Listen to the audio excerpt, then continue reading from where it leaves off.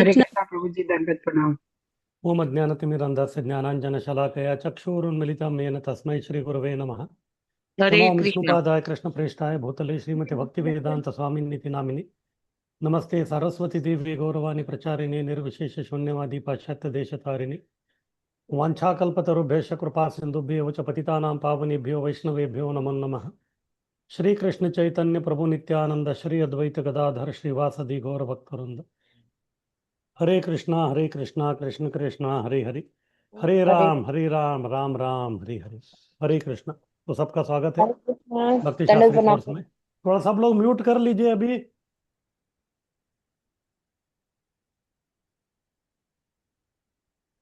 तो सबका स्वागत है भक्ति शास्त्री कोर्स में। श्री ईशोपनिषद मंत्र तीसरा हम लोग चर्चा कर रहे हैं। पहले मंत्र में हमने देखा भगवान जो है सबके स्वामी है, सब उन्हीं के मालिकी का है। इसलिए जो हमको हमारे भाग भाग के रूप में यानी कि हमारे हिस्से में जो भी दिया है उसी से हमको संतुष्ट रहना है।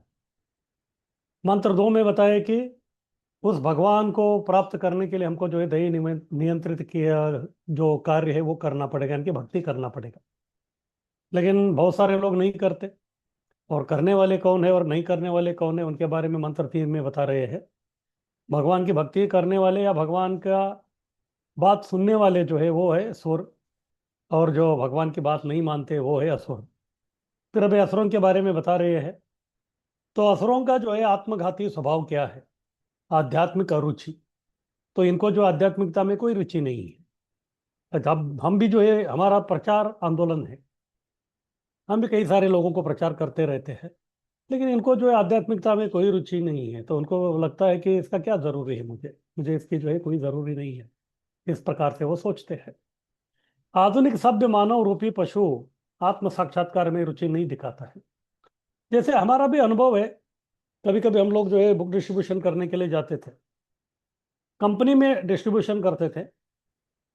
और कंपनी में दो कैंटीन रहता है, एक जो है वर्कर का कैंटीन अलग रहता है और एक ऑफिसर्स का कैंटीन अलग रहता है। हम दोनों जगह जो है स्टॉल लगाते थे। ऑफिसर के इसमें जो है बहुत ही कम जाता था, दो तीन भगवत गीता गया तो बहुत ये है। क्योंकि इनको लगता है कि बस हम बहुत पढ़े लिखे हैं, हमको कौन है ये सिखाने वाले, ये बाबा लोग क्या करेंगे, इस प्रकार से उनका एक अहंकार है। लेकिन वर्कर लोगों का ऐसा नहीं, बस वो जो है उनको बस थोड़ा लगाव है भगवान के बारे में, तो फिर भगवत गीता वगैरह सब वो खरीद लेते। तो इस प्रकार से देखते हैं हम लोग, ये सब टाई सूट बूट पहन के जो आते हैं सभ्य मानव रूपी पशु है वो। आत्म साक्षात्कार में जो उनका बिल्कुल जो है रुचि दिखता ही नहीं है। आध्यात्मिक प्रयास भी नहीं करते। एक तो रुचि नहीं है, और कभी कभी रुचि लाने के लिए जो है प्रयास करना पड़ता है, लेकिन वो भी वो लोग नहीं करते। हाँ, वो भी जो है बिल्कुल वो नहीं करते। वे मोह से ढके रहना चाहते हैं, इसलिए आध्यात्मिक प्रयास नहीं करते। उनको लगता है कि मोह में ही आनंद है। तो इंग्लिश में कहते हैं इग्नोरेंस इज ब्लिस, यानी कि अज्ञान में सुख है। लेकिन अज्ञान में सुख कैसे हो सकता है? यदि अगर अज्ञान में सुख होता तो फिर अर्जुन भी सुखी होता। वो अज्ञानी था, कुरुक्षेत्र युद्ध में जो है वो तो रो रहा था, क्योंकि उनके पास ज्ञान नहीं था। तो इसी प्रकार से ये जो लोग हैं मोह मोह से ढके हुए हैं, इन्हीं के बारे में भगवत गीता में कृष्ण बोलते हैं, मोगाशा मोग कर्माणो मोग ज्ञान विचेतसा। मोग आशा। तो इनकी जो आशा जो है वो लोग करते हैं उससे वो मोहित हो जाते हैं। मोगाशा मोग कर्माणो, जो भी काम करते हैं उससे भी वो मोहित होते हैं।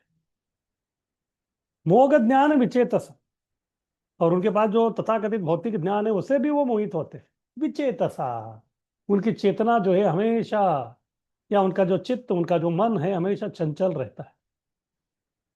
इस प्रकार मोह से ढके रहते हैं और उसी प्रकार ढके रहना चाहते हैं वो। जैसे कोई व्यक्ति जो है चादर ओढ़ के सो रहा है, तो फिर हम बोल रहे हैं कि उसको अरे सूरज आ गया, दिन हो गया देखो। नहीं, मुझे तो सूरज नहीं दिख रहा है। चादर ओढ़ के सोया तो सूरज कैसे दिखेगा? उसके लिए तो अंधेरा ही है। तो इसी प्रकार ये लोग भी जो है मोह से ढके हुए हैं। इनको जो है कोई दिव्य ज्ञान, भगवान की वाणी, ये बिल्कुल कुछ चाहिए ही नहीं। और इसके लिए ये लोग आध्यात्मिक प्रयास भी जो है कभी नहीं करते। उसके बाद तीसरा जिनका आत्मघाती स्वभाव है कि ये धर्म का स्वांग करते हैं। ये धर्म का स्वांग करने वाले जो लोग हैं उनको धर्म ध्वजी कहते हैं। धर्म यानी कि धर्म, और ध्वजी यानी कि ध्वज, झंडा। जैसे हिंदुस्तान और पाकिस्तान का जो अगर युद्ध हो रहा है तो पाकिस्तान की सेना है और हिंदुस्तान की सेना है। पाकिस्तान के सेना के जो सैनिक है उनका एक अलग प्रकार का यूनिफॉर्म रहता है और हिंदुस्तान का अलग है, और उनका झंडा अलग है और इनका झंडा अलग है। केवल उनका यूनिफॉर्म, उनके कपड़े या फिर उनका झंडे से मालूम होता है कि ये व्यक्ति पाकिस्तानी है, ये व्यक्ति हिंदुस्तानी है। अगर मान लीजिए कोई पाकिस्तानी हिंदुस्तानी सैनिक जो है उनका जो है वो ड्रेस पहन लिया, फिर उसके बाद जो है हिंदुस्तान का तिरंगा झंडा अपने हाथ में उसने ले लिया है, तो फिर आप क्या समझेंगे उसको? आपको लगेगा कि ये तो अपना ही है, लेकिन उससे घातक व्यक्ति और कोई नहीं है। इसी प्रकार से ये लोग धर्म ध्वजी है, हाथ में धर्म का ध्वजा है, यानी कि दिखाने के लिए कि वो कितने धार्मिक है, लेकिन सब करने का काम, करने का विचार, सब कुछ जो है अधर्म है। ये हमेशा धर्म का जो है स्वांग करते रहे। जैसे कल हम लोग चर्चा कर रहे थे कनिक नीति का, तो दुर्योधन ने उनको बोला कि आपको जो है धर्म का स्वांग करना ही पड़ेगा, नहीं तो फिर जो है लोग जो है वो बगावत पे आ जाएंगे। कभी कभी धर्म का स्वांग करते हैं, कभी कभी क्या, हमेशा के लिए करते ही रहते हैं। क्यों? क्योंकि उनको मालूम नहीं क्या है असली धर्म, क्या है लोगों को मालूम नहीं है। तो धर्म क्या है? धर्म है समसिद्धि हरितोषणम। भगवान हरि का जो है संतुष्टि करना ही धर्म है। उसके अलावा बाकी सब जो है वो धर्म है ही नहीं। यथो भक्ति रथोक्षजय। 14 है भौतिक समृद्धि, उनका अंतिम लक्ष्य है। तो ठीक है, कभी कभी कुछ जो है इस प्रकार के असुरी प्रकार के जो लोग रहते हैं वो भी जो है कुछ पूजा पाठ या कुछ जो अनुष्ठान वो सब करते हैं, लेकिन वो क्यों करते हैं? उनको केवल कुछ जो है भौतिक समृद्धि चाहिए बस। उनको धन चाहिए या सुंदर स्त्री चाहिए या राज्य चाहिए, इस प्रकार का कुछ तो रहता है उनका। वही उनका अंतिम लक्ष्य। क्यों? क्योंकि वो चाहते हैं कि इस मनहूस भौतिक जगत के परे जाना ही नहीं, हम इधर ही रहेंगे। हम इधर ही रहेंगे, इधर ही जो है सब काम करते रहेंगे। इसीलिए उनको भौतिक संसार में रहने के लिए जो है भौतिक समृद्धि की जो है उनकी इच्छा है, और वही उनकी अंतिम लक्ष्य है। उसके परे वो जा नहीं सकते, उसके परे वो लोग चिंतन भी नहीं कर सकते। इस प्रकार से जो है आत्मघाती स्वभाव इनका है। आगे कीजिए। तो फिर इसका परिणाम क्या है? आजकल हम देखते हैं कलयुग है, कलयुग में जो है आपको असुरी प्रकार के आत्म संभाविता लोग ही जो है ज्यादा दिखेंगे आपको। तो फिर इस प्रकार के जो लोग हैं, जो भगवान को नहीं मानते, सब नास्तिक प्रकार के जो लोग हैं और केवल अपना इंद्रिय तृप्ति में लगे हुए हैं ये लोग, तो इसकी वजह से क्या होगा? इसका परिणाम जो है बहुत ही बुरा होगा। सबसे पहला इसका परिणाम होगा भूख। केवल पेट पालने के लिए ही काम करना चाहता है, काम कर रहा है, कर रहा है, कर रहा है। कभी कभी ये लोग गधे जैसे काम करते हैं, लेकिन फिर भी जो है पापी पेट भरता नहीं। और आजकल जो है बहुत ही मुश्किल है। व्यक्ति जो है काम पे तो जा रहा है, लेकिन वो काम पे टिके रहेगा उसका कोई गारंटी नहीं है। कभी भी जो है उसका नौकरी से निकाल दिया जाता है। फिर अभी काम नहीं है तो पैसा नहीं है, तो पैसा नहीं है तो फिर खाने के लिए कुछ राक नहीं मिलेगा उसको, फिर भूखा रहेगा। आत्म साक्षात्कार का आवश्यकता नहीं है। और उनको लगता है कि आत्म साक्षात्कार का क्या है, मेरा शरीर का साक्षात्कार ही नहीं हो रहा है, शरीर के लिए जो चाहिए वही मुझे नहीं मिल रहा है, तो फिर अभी आत्मा और परमात्मा तो और दूर की बात है। उनको लगता है कि इसकी क्या जरूरत है। लेकिन उनको ये मालूम नहीं है, ये जो भूख है उनको हमेशा सताता रहेगा, लेकिन कब तक? जब तक उसको समझ में नहीं आता कि वो शरीर नहीं, वो आत्मा है। तो इसीलिए आत्म साक्षात्कार की आवश्यकता है। लेकिन ये लोग ये जानते हैं, जानना ही नहीं चाहते। तो इनको लगता है कि बस ये जो है मैं शरीर ही हूँ बस। इसीलिए उनको लगता है कि आत्म साक्षात्कार का आवश्यकता नहीं है, और शरीर के लिए जो है अलग अलग प्रकार के काम करते रहते हैं, आत्मा के लिए बिल्कुल नहीं करते। कल हम लोग फिर से चर्चा कर रहे थे, हम लोग जो है जिंदगी भर इस शरीर के लिए इतना सब सेवा और काम करते हैं, लेकिन कभी वो ये नहीं बोलता कि मैं आपसे सेवा से संतुष्ट हो गया हूँ। ये हो ही नहीं सकता। और अंत में जो है इस शरीर के लिए आप जिंदगी भर जो भी कर रहे हैं वो शरीर ही जो है नष्ट होने वाला है। तो इसीलिए जो भी कर रहे हैं हम लोग आत्म साक्षात्कार के लिए करना जो है बहुत ही अनिवार्य है। इसलिए इसका सबसे पहला परिणाम जो है भूख है। क्यों? क्योंकि प्रकृति के नियम जो है इतने कठोर है। जो व्यक्ति नास्तिक है उसके प्रति जो है वो ऐसे ही है, उसको भूखा रहना ही पड़ता है। क्योंकि आहार जो है वो प्रकृति देती है, लेकिन प्रकृति किसकी है? फिर कृष्ण बोलते हैं गीता में, माया अध्यक्ष है ना प्रकृति सूयते स चराचर। ये निसर्ग, ये प्रकृति, ये जो है ये मेरी है। और जब वो देख रही कि ये लोग जो है उनके स्वामी जो भगवान है उनके प्रति जो है कुछ कर नहीं रहे हैं, तो फिर वो भी सब कुछ देना बंद कर दे। फिर बाद में और ज्यादा भूखे रहो, फिर अकाल पड़ेगा, पानी नहीं है, और धरती जो है आपको कोई अनाज नहीं दे रहा है, तो फिर वो क्या करेगा भाई? भूख से पीड़ित रहेगा। आगे कीजिए। और दूसरा है बेरोजगारी। प्रकृति के नियम इतने क्रूर है कि पेट पालने, इतने कठोर श्रम करने उत्सुक रहने पर और आत्म साक्षात्कार की आवश्यकता के अवहेलना के बाद भी बेरोजगारी का प्रश्न सदैव भयभीत करता है। जैसे मैं बता रहा था, आजकल जो है नौकरी का कोई गारंटी नहीं है। सुबह व्यक्ति जो है 9 बजे अपना नौकरी करने के लिए जाता है, तो 5 बजे से पहले ही जो है उसका नौकरी से निकाल दिया जाता है। एक दृष्टि से सब लोग जो है डेली वेजेस वाले इस प्रकार से हो गए। फिर बहुत मुश्किल से कोई नौकरी मिला है भाई, वो भी चला गया, तो फिर वह व्यक्ति करेगा क्या? हाँ, या फिर अगर वो नौकरी कर रहा है तो फिर वो बॉस बोलेगा कि 5 बजे तक आपका ड्यूटी का टाइम है, वो बोलेगा कि नहीं आज जो है आपको 10 बजे तक काम करना ही है। वो बोले कि नहीं नहीं, मेरा तो 5 बजे तक का ही है, तो वो बोलते कि ठीक है, फिर अगले दिन सुबह तुमको इधर आने का जरूरी नहीं, अपना जो है बस अकाउंट चुकता कर लो और यहाँ से निकल जाओ। इस प्रकार से जो है प्रकृति के नियम बहुत ही क्रूर है। पेट पालने जो इतने कठोर परिश्रम करने के उत्सुक रहने पर भी, क्योंकि ये लोग आत्म साक्षात्कार या भगवत साक्षात्कार के आवश्यकता को अवहेलना करते हैं, इसलिए उनको ये दंड, ये शिक्षा, ये भुगतना पड़ रहा है। और इसीलिए बेरोजगारी का जो प्रश्न है सदैव भयभीत करता रहता है। ये तो कहीं पर भी है।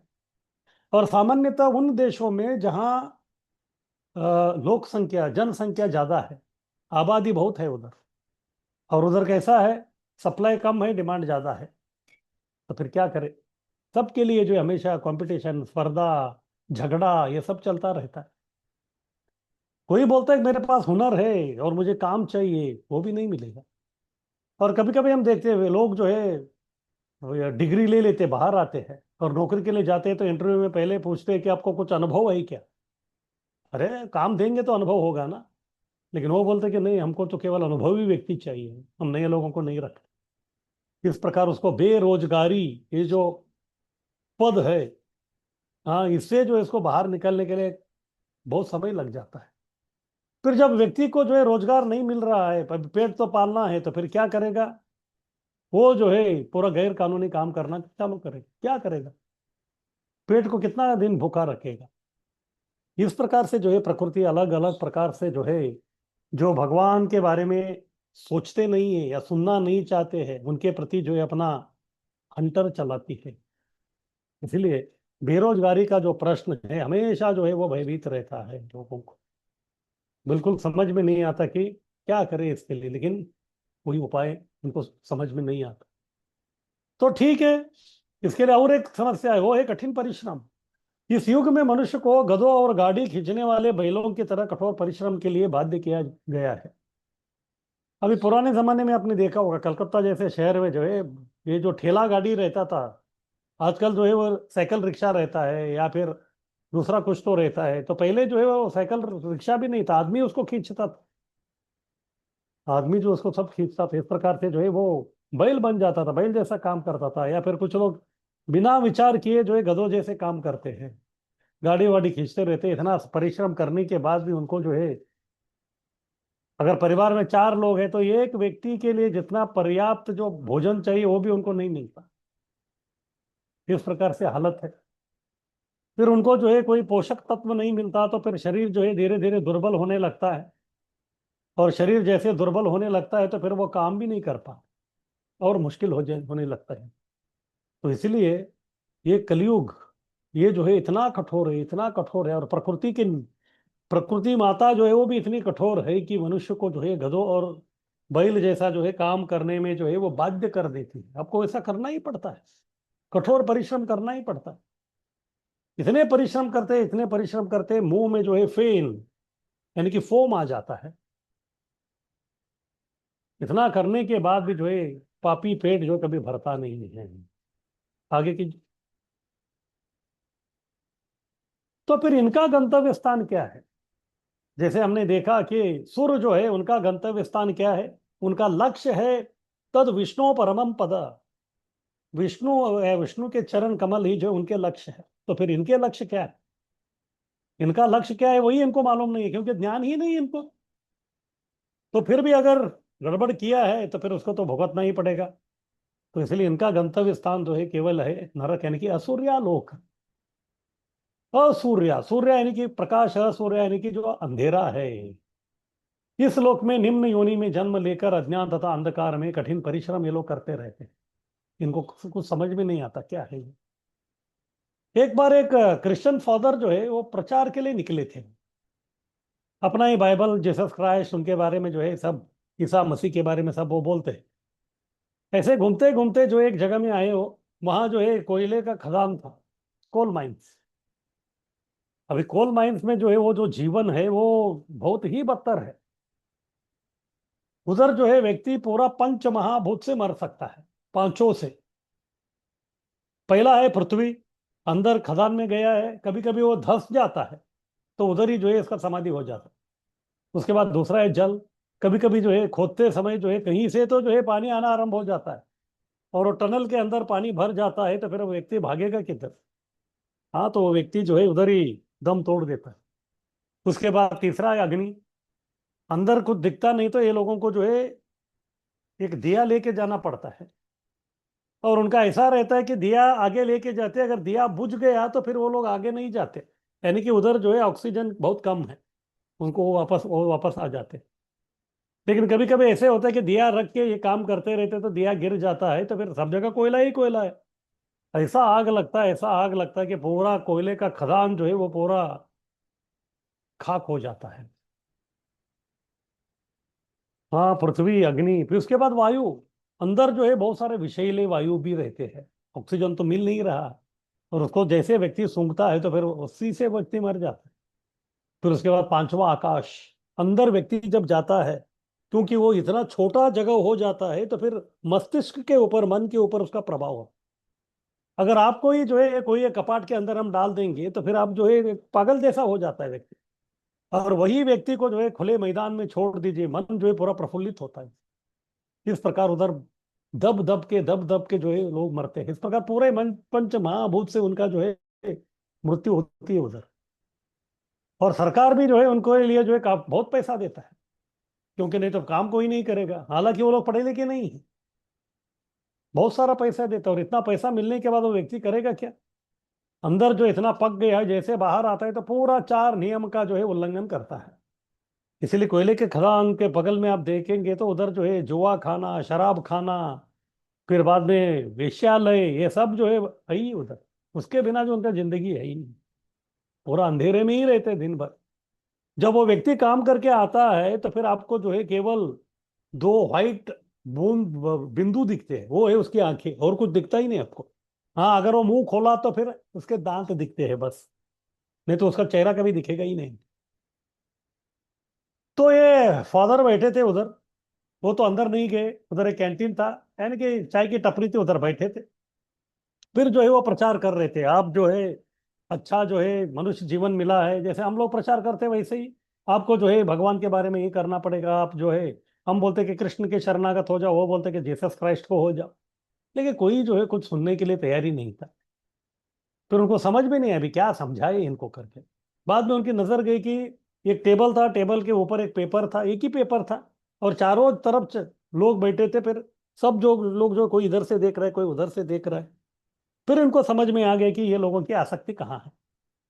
फिर बाद में वो प्रचार करने लगे, अगर आप जो है जीसस क्राइस्ट का जो है भक्ति जो है आप नहीं करेंगे तो फिर आप जो है नरक में चले जाएंगे। फिर बाद में कोई तो पूछा, भाई ये नरक क्या है। फिर वो बोल दिया कि नरक में जो है ये न्यूज़पेपर नहीं रहता। फिर बाद में थोड़ा डर लग गया उनको, अरे भाई न्यूज़पेपर नहीं तो फिर हमारा जिंदगी कैसे चलेगी। फिर थोड़ा जो है वो लोग सीरियस हो गए। तो इस प्रकार से जो है नरक असूर्या लोक है। हाँ, उधर जो है पूरा अंधेरा है। इस श्लोक में निम्न योनि में जन्म लेकर अज्ञान तथा अंधकार में कठिन परिश्रम करते रहते हैं, लेकिन फिर भी सुधरते नहीं हैं। यही इनका गंतव्य स्थान है, या एक निम्न योनि या फिर नरक लोक। आगे कीजिए। हरे कृष्ण। तो किसी का कुछ प्रश्न है?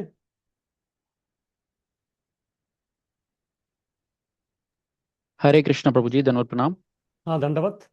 प्रभु जी, आजकल हम देख रहे हैं कि जो भक्त लोग हैं जो भक्ति कर रहे हैं, भले ही थोड़ी बहुत कर रहे हैं, तो उनके साथ भी ये हो रहा है कि मतलब अधिक श्रम करना पड़ रहा है और जॉब की कोई गारंटी नहीं है आजकल। तो इसका फिर इसको कैसे देखेंगे प्रभु जी? देखिए, दो प्रकार का कर्म चलता है।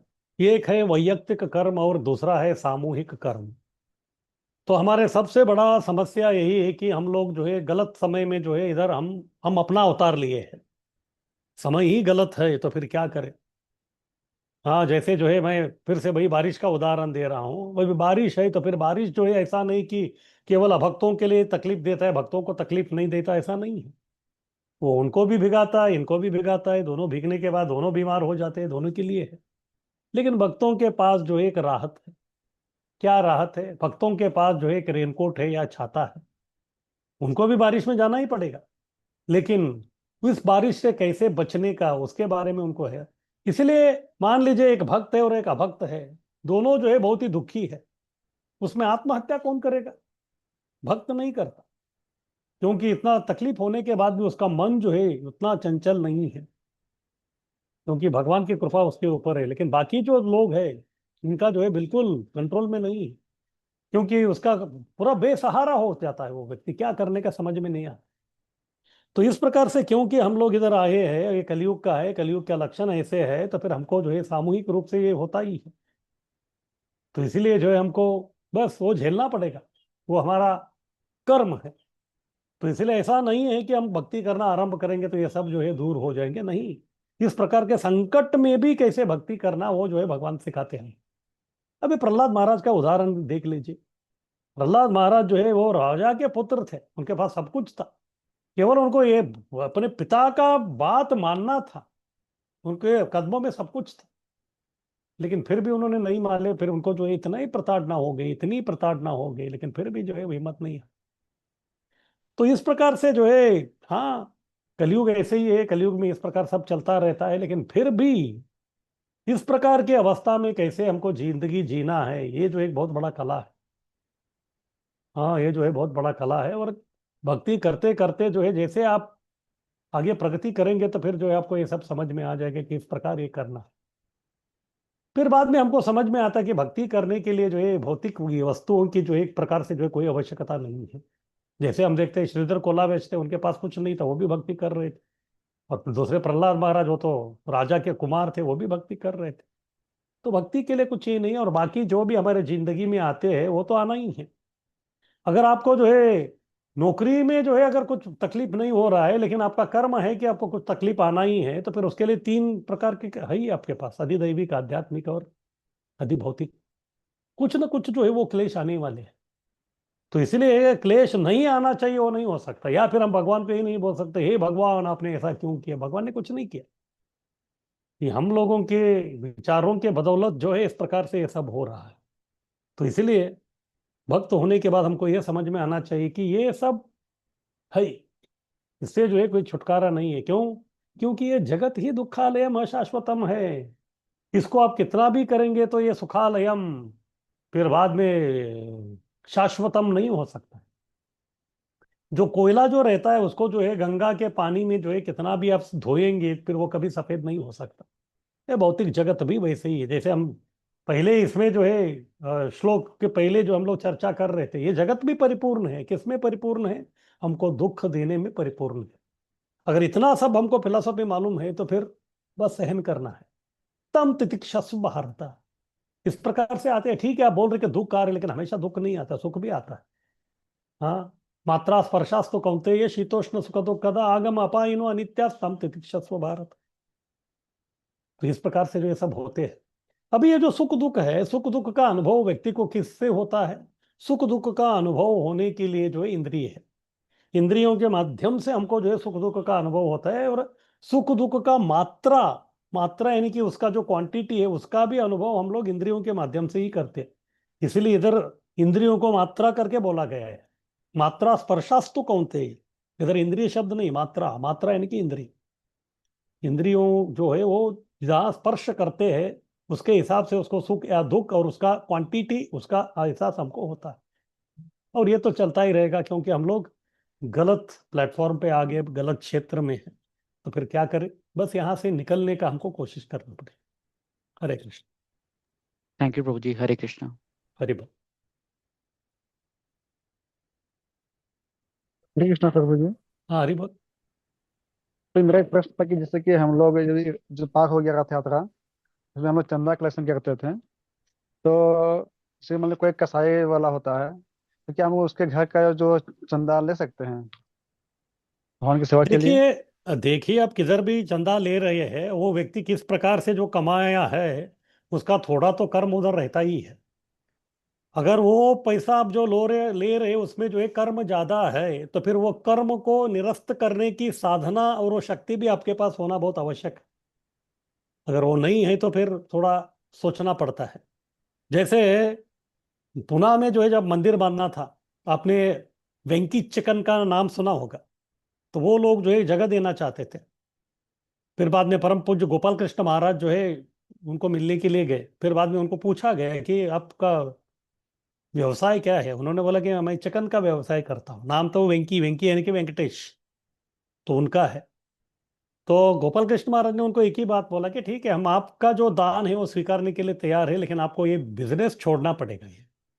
उन्होंने बोला हम नहीं कर सकते। फिर गोपाल कृष्ण महाराज ने बोला हम भी ये नहीं कर ले सकते। तो इस प्रकार से जो है ये है पैसा, लेकिन उसमें वो उस प्रकार का वो कर्मा है, तो फिर वो हमको वो सब ये करना पड़ेगा। जैसे कोई जो पंडित रहता है या पुरोहित रहता है, वो गृहस्थों के लिए, अन्यों के लिए जो है अलग अलग प्रकार के अनुष्ठान सब करता है, फिर अंत में उसको जो है दक्षिणा लेना ही पड़ता है। लेकिन उस दक्षिणा के साथ साथ जो भी वो यजमान वो दक्षिणा दे रहा है, उसका वो किस प्रकार से कमाया है, उसका जो है वो कर्मा भी उसको आता है। इसलिए हमेशा जो है ये पौरोहित्य करने वाले जो लोग हैं उनको बहुत तगड़ा साधना करना पड़ता है। अगर साधना उनका बहुत कम है तो फिर उसको लेने के देने पड़ेंगे। इस प्रकार से इन लोगों का आप ले सकते हैं, लेकिन आपको जो है अगर आप 16 माला कर रहे हैं तो फिर आपको जो है 64 माला करना पड़ेगा। फिर उसके बाद आप ले सकते हैं, उसके बाद वो पैसा भी उसको लगा देंगे। तो फिर आप भी बच जाएंगे, फिर उसका भी भलाई होगा जो पैसा दिया है। हरे कृष्ण। ठीक है, तो बस समझ गए।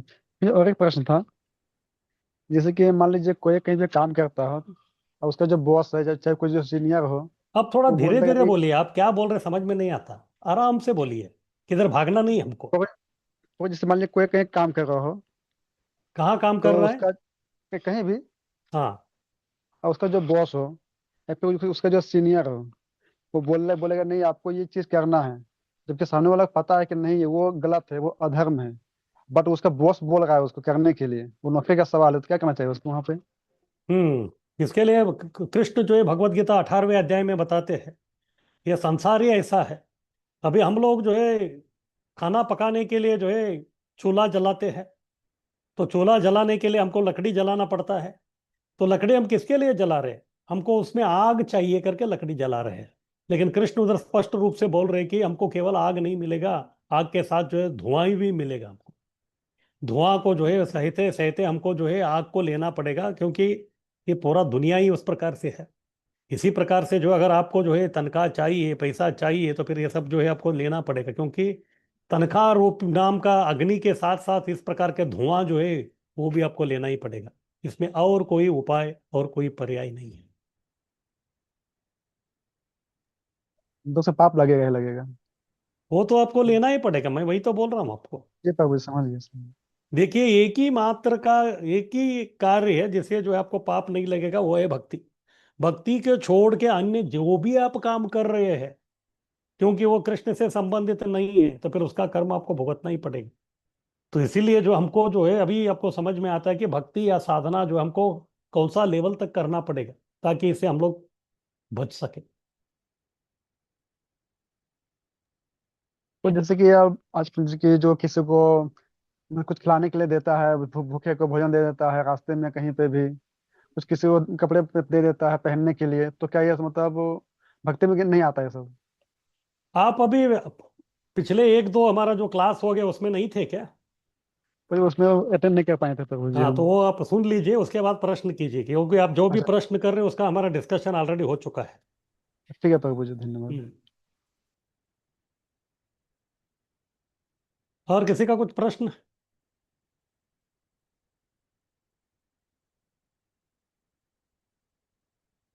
हरे कृष्ण प्रभु जी, दंडवत प्रणाम। दंडवत। प्रभु जी, ये जो चांदा का बारे में बोला, मेरे को थोड़ा समझ में नहीं आया। एक बात पूछना चाहती हूँ। वो जो दूसरे के पास से हम लोग चांदा लेते, और वो लक्ष्मी जो भी हम लोग भगवान का सेवा में लगाते, तो भी हमको कर्म दोष लगेगा क्या? हाँ, क्योंकि बीच में एजेंट आप है ना, बीच में एजेंट आप हो गए हैं। उसका पैसा अपने आप जो है आके वो दान पेटी में नहीं गिरा है। अगर वो आके दान पेटी में डालता है तो फिर वो भगवान देख लेंगे। लेकिन हमने उसके पास से स्वीकार किया है।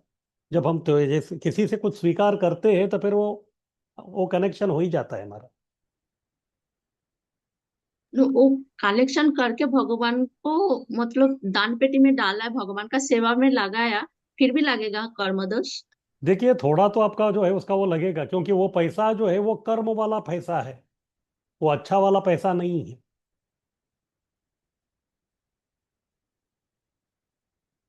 प्रभु। हरे हरे कृष्ण कृष्ण। प्रभूजी. हाँ, हरिवल। प्रभूजी, ह्या जगात तर सगळे जास्तीत जास्त लोक हे अभक्तच आहेत जास्त. आणि मग पैसे तर आपण त्यांना मागायला जातोच. तर आपण कसं ओळखणार त्यांना की हे म्हणजे इसीलिए कोणत्या इसीलिए मैं स्थितीत. बोल रहा हूँ आपको, आप समझे नहीं मैं क्या बोलना चाहता हूँ। इसीलिए जो है नेगेटिविटी तो सब जगह है। अगर आपको हम्म. बचना है तो आपके पास एक ही है, क्या आपको अच्छा साधना आपका करना है, बस और कुछ नहीं है। तर मग आपल्याला तर पैसे गोळा करावे लागतील ना, मग मैं क्या त्या बोल रहा हूँ आप कार्यक्रमाला. समझ नहीं पा रहे हैं। मैं बोल रहा हूँ कि सब लोग वैसे ही है, उनसे आपको पैसा लेना ही है, तो फिर आपको बचना है तो फिर आपको तगड़ा बनना पड़ेगा। इसीलिए आपको मग जो माझा है आपका साधना जो है बढ़ाना पड़ेगा आपको। साधना मग जो है माझा बहुत अच्छी प्रश्न तरह करना आहे पड़ेगा। माझा प्रश्न आहे की मग आपण नाही केलं तर चालत नाही का? मग त्यापेक्षा नाहीच करायची ती सेवा.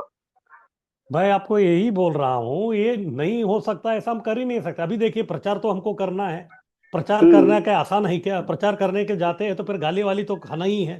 फिर आप सोचेंगे हा. कि अरे गाली खाने के लिए कौन जाएगा, मैं प्रचार ही नहीं करूंगा, तो घर में बैठे रहिए, चलेगा क्या? नहीं नहीं. क्यों नहीं चलेगा? जो फिर वो पाप तो फिर लेना पड़ेगा अपने को. हाँ, तो फिर ये भी वैसे ही है। ये भी प्रचार का भी एक कार्य है, ये उसके लिए आपको वो सब करना पड़ेगा। लेकिन अभी प्रॉब्लम क्या है कि अभी आप इस प्रकार के लोगों का जो है संग कर रहे हैं, तो उनका संग का जो है थोड़ा तो रंग लगेगा क्या नहीं आपको? हम्म. तो फिर उसके लिए क्या करेंगे? तो रेनकोट चाहिए ना आपको, कवच चाहिए ना आपको, तो उसके लिए क्या करना पड़ेगा? को साधना बढ़ाना पड़ेगा।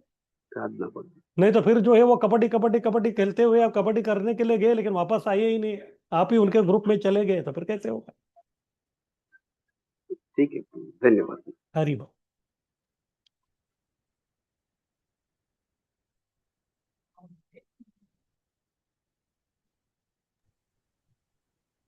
हरे कृष्ण प्रभु जी। देन जैसा आप बोल रहे हो, तो फिर सिमिलर वे जो बिजनेस करता है, जो बिजनेस में तो 10 या 20 या 100 क्लाइंट लोगों से पैसा आता है। तो कोई क्लाइंट हंस के देता है, कोई रो के देता है, कोई चिढ़ के देता है, तो हमें पता नहीं कैसा क्या है। तो तभी भी वो बिजनेसमैन को फिर अगर शुद्धिकरण करने के लिए तगड़ा बनना पड़ेगा, and we have to do the donation, पैसा राइट? आपको लेना ही है। करेक्ट। पैसा जो हम छोड़ने वाले नहीं है, पैसा हमको चाहिए। बिना पैसे का इसको नहीं चलने वाला है। अभी आपको अब खुद को बचाना है। ये काम में काम तो आपको करना ही है, प्रचार आपको करना ही है, डोनेशन आपको इकट्ठा करना ही है, बुक डिस्ट्रीब्यूशन आपको करना ही है। अभी आपको अपने आप को बचाना है तो फिर जो है आपको जो है साधना थोड़ा बढ़ाना पड़ेगा। मैं आप लोगों के बारे में बोल रहा हूँ बस। हरे कृष्णा प्रभु जी, दंडवत प्रणाम प्रभु जी। हाँ, बोलिए। प्रभु जी, अगर हम जैसे हम चंदा लेते हैं किसी से, तो वो लेके मंदिर में देते हैं। तो अगर हम जैसे अभी तक तो लेते आए देते आए, तो अभी डायरेक्ट हम बता दे कि भाई आप वहीं पे दे दो, तो आजकल तो सब पूरा ऑनलाइन पेमेंट ही चल रहा है। तो प्रभु जी उसमें भी बस पाप क्यूआर कोड लगेगा? दे दीजिए, बस हो गया। अभी और क्या है बस। यस प्रभु जी, तो उसमें तो पाप नहीं मुझे लगेगा? ऐसा लग रहा है कि आप लोग डर रहे हैं। क्लियरली मुझे समझ में आ रहा है। अभी 25 लोग यही प्रश्न कर रहे हैं, इसका मतलब आप डर रहे हैं। अब क्यों डर रहे हैं? क्योंकि आपका उत्तर साधना आपका का उत्तर. प्रॉब्लम है। हाँ. साधना का प्रॉब्लम है और कुछ नहीं। तो साधना बढ़ाना नहीं चाहते आप लोग, तो साधना तो बढ़ाना बढ़ाना चाहते। पड़ेगा आपको। यस जो प्रभु भी जी। अगर मैं बोल रहा हूँ अभी देखिए, ठीक है, मैं चंदा नहीं लूंगा क्योंकि वो कर्मा लगेगा, ये सब है। लेकिन इस प्रकार के जो लोगों के साथ आपको उठना बैठना तो रहेगा ही ना जिंदगी भर। दिन में जो है कितने भक्तों का संग करते हैं और कितना अभक्तों का संग होता है। जो व्यक्ति बाहर जाता है तो फिर उधर जो है उसका जो है थोड़ा ना तो लगेगा ही ना। जी प्रभु जी। जो पॉजिटिव में जो बोल रहा हूँ वो आप सोच ही नहीं रहे, केवल नेगेटिव को पकड़ के बैठ गए। मैं आपको पॉजिटिव सॉल्यूशन बता रहा हूँ, उसके बारे में आप सोच नहीं रहे, केवल जो है ऐसा है वैसा है मेरा है वो है, नहीं है, वो तो होने वाला है। मैं अब वही बोल रहा हूँ, ये भौतिक जगत ही ऐसा है, आप कुछ बच ही नहीं सकते, कुछ भी कीजिए। हरे कृष्णा प्रभु जी। हाँ हरि बोल।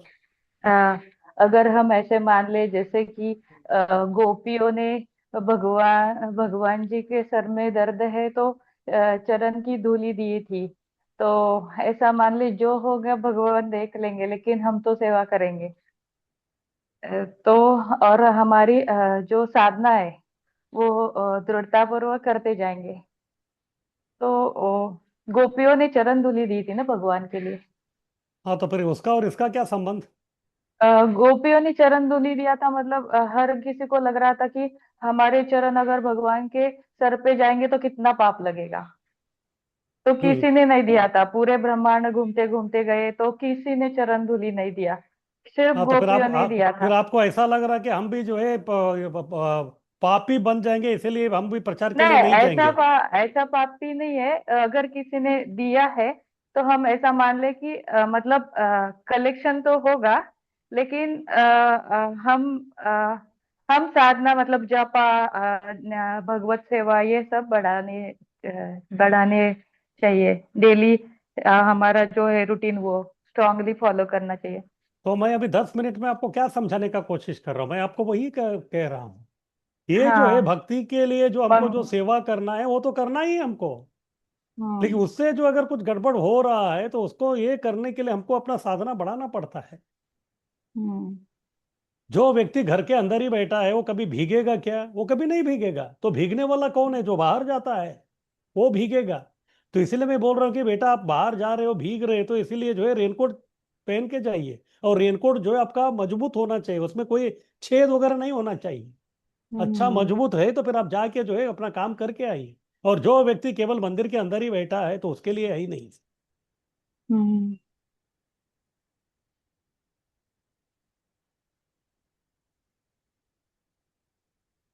ठीक है प्रभु जी। हरि बोल। और किसी का कुछ प्रश्न? हरे कृष्णा प्रभु जी, दंडवत प्रणाम। हाँ बोलिए। प्रभु जी, मेरा क्वेश्चन ये है कि मतलब मान लीजिए अगर हम भक्ति कर रहे हैं, 16 माला का जप अच्छे से कर रहे हैं, पर घर में कोई नॉनवेज खाने वाला है, नहीं मानता है, तो घर में बनाना पड़ता है, तो उससे हमारे साधना में और भक्ति में क्या प्रभाव पड़ेगा? देखिए आपके भावना के ऊपर है। अगर आप का भावना जो है बहुत ही प्रखर है तो फिर बगल में जो है कोई मांसाहार भी कर रहा है तो आपको कोई फर्क नहीं पड़ेगा। अगर आपको लग रहा है कि मैं बहुत अच्छी तरह से जो है जप कर रही हूँ और कोई किसी का जो है कोई व्यक्ति जो है बगल में कुछ भी करेगा तो उससे मुझे कोई फर्क नहीं पड़ता, तो फिर फर्क नहीं पड़ेगा आपको। लेकिन अगर आपका साधना ही ठीक नहीं है, पहले आप डगमगा रहे हैं, तो फिर वो लोग जो है आपको खींच के लेके चले जाएंगे। जैसे कि मान लीजिए घर में कलह होता है और बनाना पड़ेगा, वो जो माला पहना उसको, तो इसलिए मतलब ये डर लगता है ना कि हम तो सब कुछ भगवान के लिए कर रहे हैं, फिर भी घर में अगर ऐसा हो रहा है तो हम कैसे कैसे बचे अपने साधना से, और उनको कैसे खुश रखें घर में, ये हमारी क्योंकि वो शक्ति भक्त नहीं। नहीं ये अभक्त ही है। ये हमारी शक्ति नहीं। आपको क्या लगता है आपके पास उतनी शक्ति है आप अपने घर वालों को भक्त बना देंगे? क्या लगता है आपको? प्रभु जी आप ऐसा इतने बहुत कुछ बड़े नहीं चढ़े भक्त हैं, है, आपके ऐसा पास तो हो भक्ति ही की नहीं इतनी सकता। शक्ति है, आप अपने सभी भक्त घर के सभी परिवार के सदस्यों का भक्त बना देंगे, ऐसा लगता है आपको? नहीं प्रभु जी, ऐसा नहीं लगता है। हाँ मेरा प्रश्न है, हमारे जो है संस्थापक आचार्य कौन है? श्रील प्रभुपाद है। उन्होंने कितने लोगों को भक्त बनाया? कई हजारों लोगों को भक्त बनाया। तो मेरा अगला प्रश्न है, उन्होंने अपने परिवार के कितने सदस्यों को भक्त बनाया वो बताइए। तो अपने पत्नी को भी नहीं भक्त बना पाए, हाँ तो मेरा कहने का तात्पर्य तो और वही पूरे है। संसार को भक्त बना। हाँ मेरा कहने का तात्पर्य वही है। तो हम ये नहीं बोल सकते कि मेरे घर वालों को जो है मैं भक्त बना के ही छोड़ूंगा, वो हमारे हाथ में नहीं है।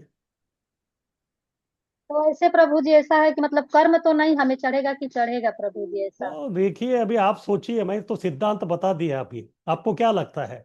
आप ही विचार कीजिए। अभी आप लोग तो बच्चे तो है ही नहीं, जो पढ़ाना था वो तो मैं पढ़ा लिया, अभी आप समझ लीजिए कि ये करने से क्या होता है। क्योंकि इतना सब रामायण बताने के बाद फिर से आप मेरे को प्रश्न मत कीजिए कि राम और सीता का क्या संबंध है। ये उसी प्रकार के प्रश्न है।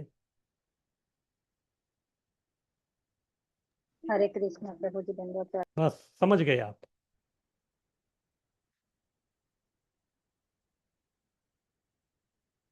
और किसी का कुछ प्रश्न?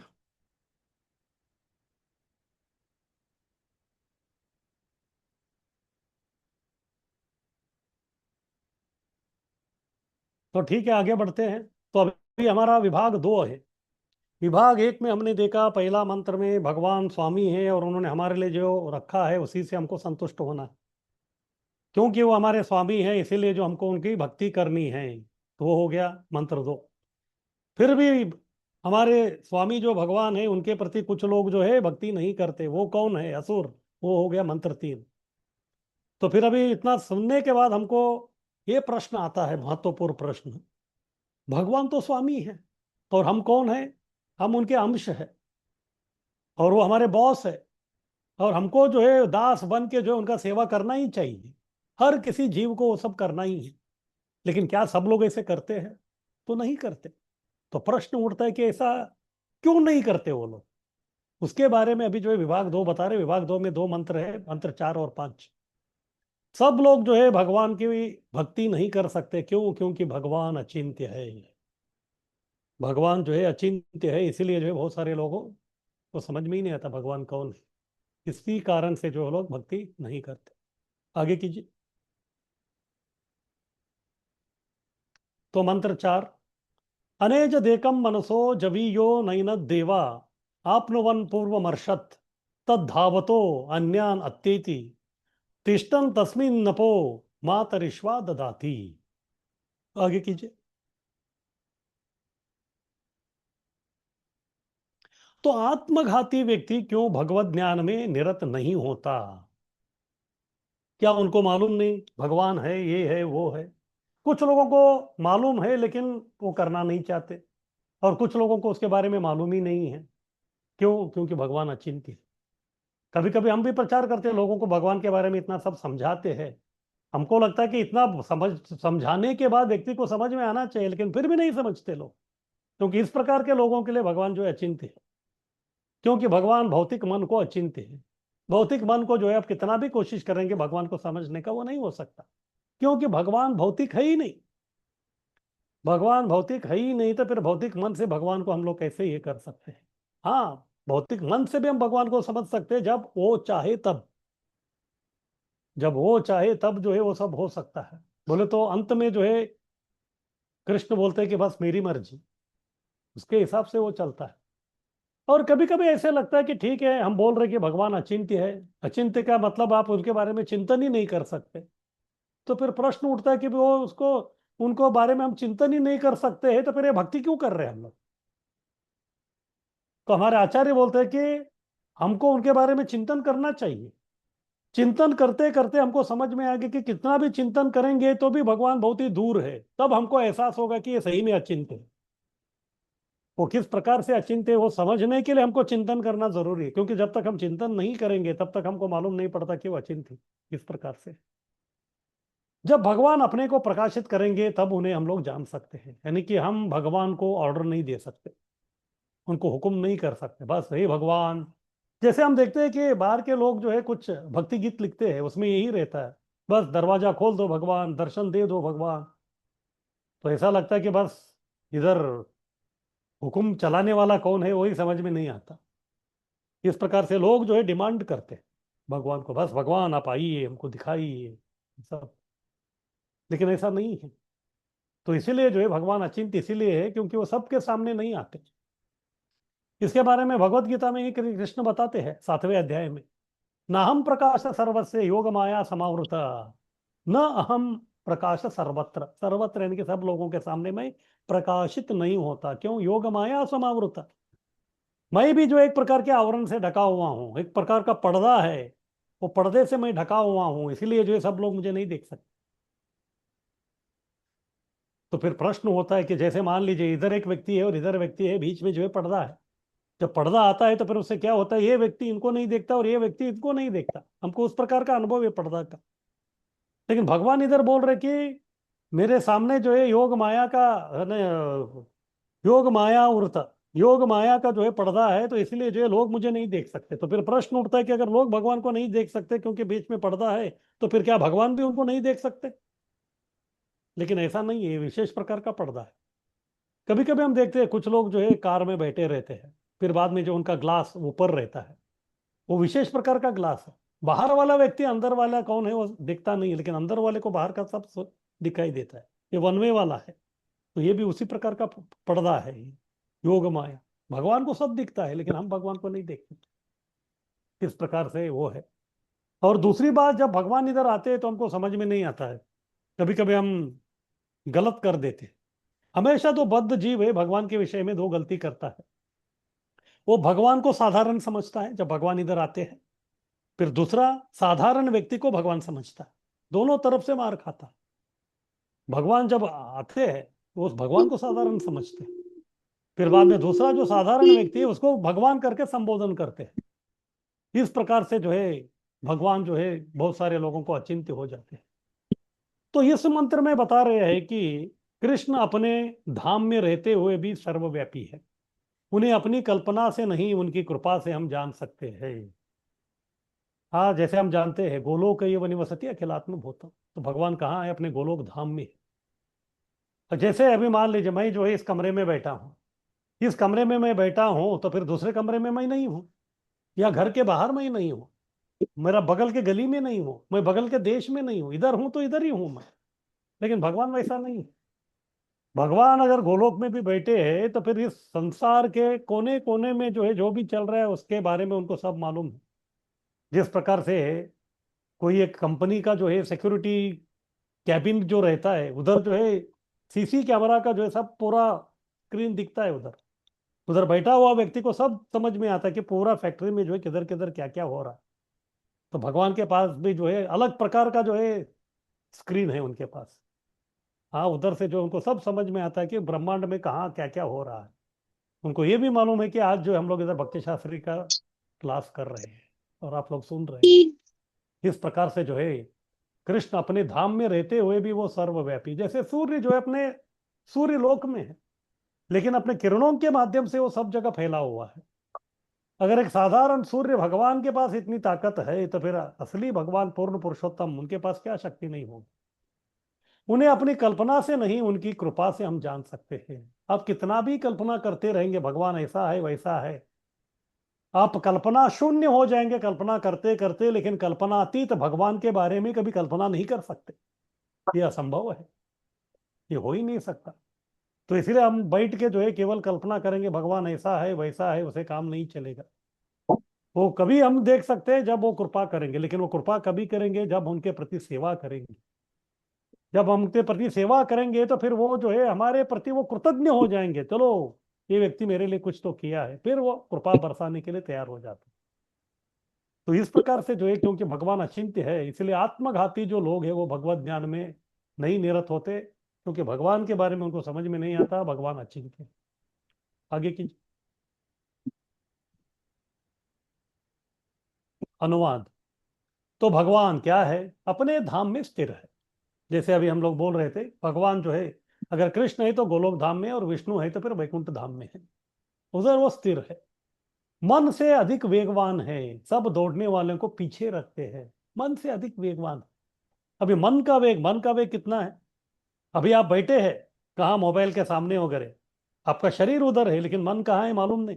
अरे, जैसे क्लास खत्म हो जाएगा, फिर वो 8:30 को उसको मिलने के लिए जाना है, ये है वो है। मनोवेग घूमता रहता है। और मनोवेग इतना तेज है, हम इधर बैठ के जो है गोलोक का स्मरण करेंगे तो मन के वेग से हम गोलोक पहुंच सकते हैं। इतना जो उसका वेग है।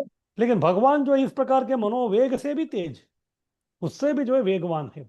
इसलिए जितने भी जो है दौड़ने वाले जो लोग हैं उनको जो है रेस में वो पीछे डाल देते। यानी कि भगवान को समझने के लिए लोग जितना भी कोशिश करेंगे तो भगवान एक कदम आगे ही रहते। चैतन्य चरितामृत में कृष्णदास कविराज गोस्वामी इसके बारे में बताते हैं। भगवान एक ही थे, बाद में वो दो हो गए, एक हो गए राधा और एक कृष्ण। दोनों के बीच में जो है प्रेम का आदान प्रदान का जो है एक प्रकार का कंपटीशन, स्पर्धा चला है। तो कृष्ण अपना प्रेम बढ़ाते हैं, फिर राधा रानी जो है उनसे 2 कदम और प्रेम बढ़ाती है, उसके बाद कृष्ण बढ़ाते हैं, फिर राधा रानी बढ़ाते हैं। इस प्रकार दोनों के बीच में कंपटीशन चल रहा है। वो कंपटीशन अभी तक खत्म नहीं हुआ है। इसको वो बोलते हैं कि हुडा हुडी लागी। हाँ, हुडा हाँ हुडी तो लागी, यानी कि इस प्रकार से जो है दोनों के बीच में जो है ये एक प्रकार का कंपटीशन, स्पर्धा, ये सब चल रहा है। इसी प्रकार संसार में जो है अधिक तेज दौड़ने वाले कई सारे लोग रहेंगे, लेकिन कितने भी मनोवेग से भी आप जाएंगे तो भी भगवान जो है आपके मन के अतीत है। तो कहने का तात्पर्य यह है कि आप कितना भी मनोवेग से भगवान के बारे में कल्पना करने की कोशिश करेंगे तो भी आपके मनोवेग के परे जो है भगवान है। इसलिए हम अपने भौतिक मन से जो उनको समझना बहुत मुश्किल है। जब वो हमारे ऊपर कृपा करेंगे, उनकी कृपा के कारण ही हम लोग जो उनको समझ सकते हैं, अन्यथा और कोई मार्ग नहीं। आगे बोल रहे कि शक्तिशाली देवता भी उन तक नहीं पहुंच सकते। जैसे हम देखते अभी जन्माष्टमी आने वाला है, कृष्ण जन्म। तो जब कृष्ण का अवतार होना था तो तभी जो है पृथ्वी माता को जो है इधर का भार सहन नहीं हो रहा था। बहुत सारे जो क्षत्रिय है इतने पापी बन गए थे, धरती जो है पाप का बोझ नहीं उठा सकती। इसलिए वो गाय का रूप धारण करके ब्रह्मा जी के पास गई। पहले इंद्र के पास गई, फिर इंद्र ने बोला ब्रह्मा जी के पास लेके गए उनको। उन्होंने अपने सब दुखड़ा सुनाया। फिर बाद में ब्रह्मा जी बोले कि ये जो है ये मैं भी कुछ नहीं कर सकता, हमको जाना पड़ेगा। कहाँ? भगवान के पास। फिर सब लोग भगवान तक चले गए, लेकिन फिर भी भगवान उनके सामने प्रकट नहीं हुए। केवल एक आकाशवाणी के रूप में उन्होंने बोला कि ठीक है, मैं आऊंगा जब समय होगा तभी। परित्राणाय साधूनां विनाशाय च दुष्कृताम धर्म संस्थापनार्थाय संभवामि युगे युगे।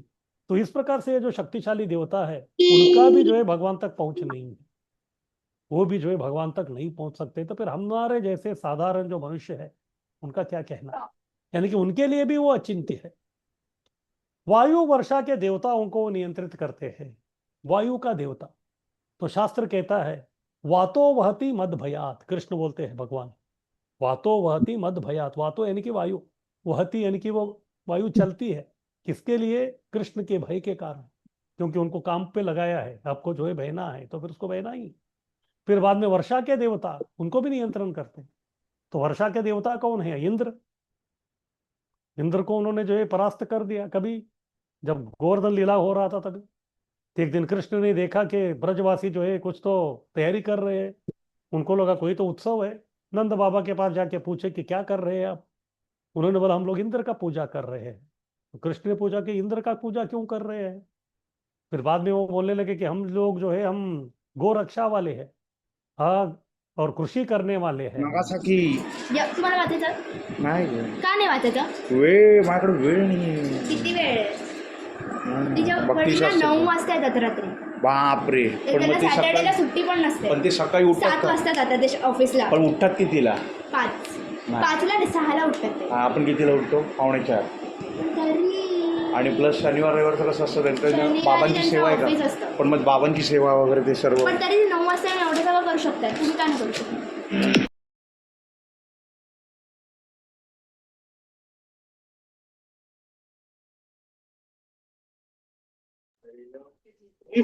हरे कृष्णा प्रभु जी। हरे कृष्णा। आप म्यूट पे हो प्रभु जी। म्यूट हो गया प्रभु जी आपका माइक। प्रभु जी आप भी म्यूट हो गए। प्रभु जी आप म्यूट है, आपका माइक म्यूट है। तो मेरा प्रश्न ये है कि मैं आपको लोगों को लेक्चर दे रहा हूँ, लेकिन आप लोग कितने लोगों को लेक्चर दे रहे हैं? दूसरा, इधर मेरे सामने जो है 165 कुछ तो दिख रहे हैं इधर। तो इसमें जो है अभी कितने लोग मेरा सुन रहे हैं और कितने लोग जो है बस सुनने का जो है नाटक कर रहे हैं? तो क्या करें फिर? आप लोगों के लिए क्लास लूं क्या? फिर भक्ति शास्त्र बंद ही कर दे फिर? क्योंकि आप लोग जो है कोई सीरियस तो दिख नहीं रहे मुझे। तो फिर मैं लेक्चर किसके किसके लिए दूं? मैं, मेरे लिए तो लेक्चर देने का कोई आवश्यकता नहीं, मेरे पास तो है बहुत सारा।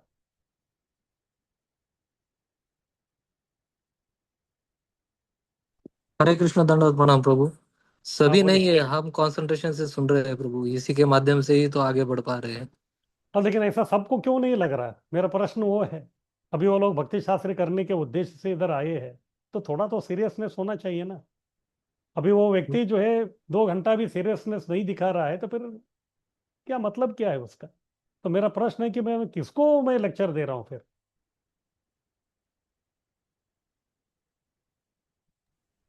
प्लीज सभी से नम्र निवेदन है कि ये 2 घंटा आप पूरे कंसंट्रेशन से अगर आपका सुनिए। दूसरा कुछ काम है तो फिर चले जाइए ना, इधर क्यों आए, क्यों हैं आप?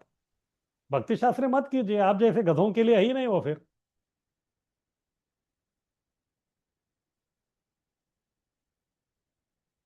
अगर इधर आप आए हैं तो फिर मैं, मुझे गुरु के स्थान में बिठाया है तो फिर उसका कुछ तो गंभीरता होना चाहिए ना।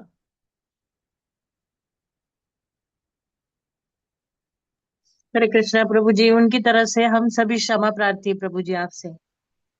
अभी ये नहीं हर दिन हो रहा है ये।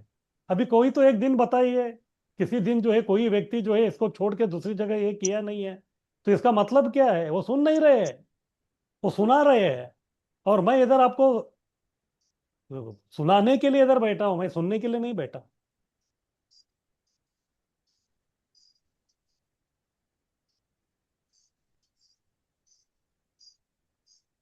तो अभी कुछ तो दंड देना पड़ेगा हमको, ये इस प्रकार से जो कर रहे हैं तो उनको जो है भक्ति शास्त्र से निकाल दीजिए आप। इस प्रकार के लोग चाहिए नहीं हमको।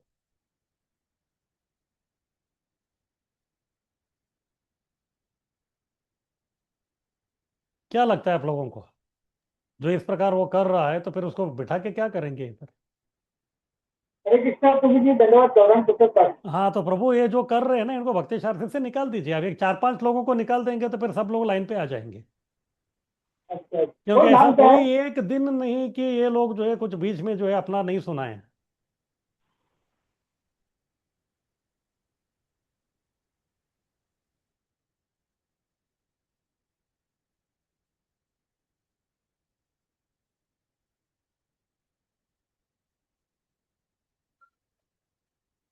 प्रभु जी आप तो क्षमा कर सकते हैं ना। लेकिन क्षमा करने का भी एक लिमिट रहता है ना प्रभु, मैं भगवान नहीं हूँ। सामने केवल एक सौ भगवान ही जो है साठ सबको क्षमा कर सकते हैं। अगर मैं एक से सबको साठ क्षमा जो करना चालू करूंगा तो फिर मैं भगवान बन जाऊंगा, और मुझे आपके भगवान सामने बनना नहीं है। 160 जन बैठे वाले, गलती तो हो सकती है ना, हम तो। लेकिन आपको थोड़ा तो अक्ल होना चाहिए। ऐसा कोई एक दिन बताइए, एक दिन जो है आप लोग कुछ ये किया ही नहीं है, तो आप हाँ, गंभीर क्यों सबने नहीं, आप सीरियस क्यों नहीं है? वो सबने मेरा ध्यान प्रश्न वो रखना कि है। अपना माइक म्यूट करने का। अगर इतना ही जरूरत है तो फिर भक्ति शास्त्री के क्लास के लिए क्यों बैठे हैं आप? अपना प्रवचन दीजिए ना, क्या प्रॉब्लम है आपको? आपको कौन रोक के रखा है? और आपका अमृतवाणी सुनने के लिए बहुत सारे लोग लालायित है। बस उसे मुझे मत सुनाइए।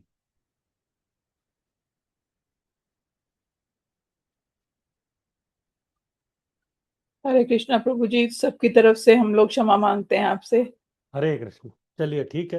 सभी से निवेदन है, कृपया लिंक मत तोड़ा कीजिए। प्रभु जी का लिंक टूट जाता है तो हमें 4 जो चीजें बेनिफिशियल देने वाले हैं प्रभु जी, वो भी हमसे मिस हो जाता है। तो सभी से निवेदन है, कृपया ध्यान रखें कि ये 2 घंटे हमें डेडिकेटली सुनना है और पूरे मन से सुनना है। तो प्रभु जी हम सभी की तरफ से क्षमा मांगता हूँ, मैं क्षमा प्रार्थी हूँ आपका। आप कंटिन्यू कीजिए।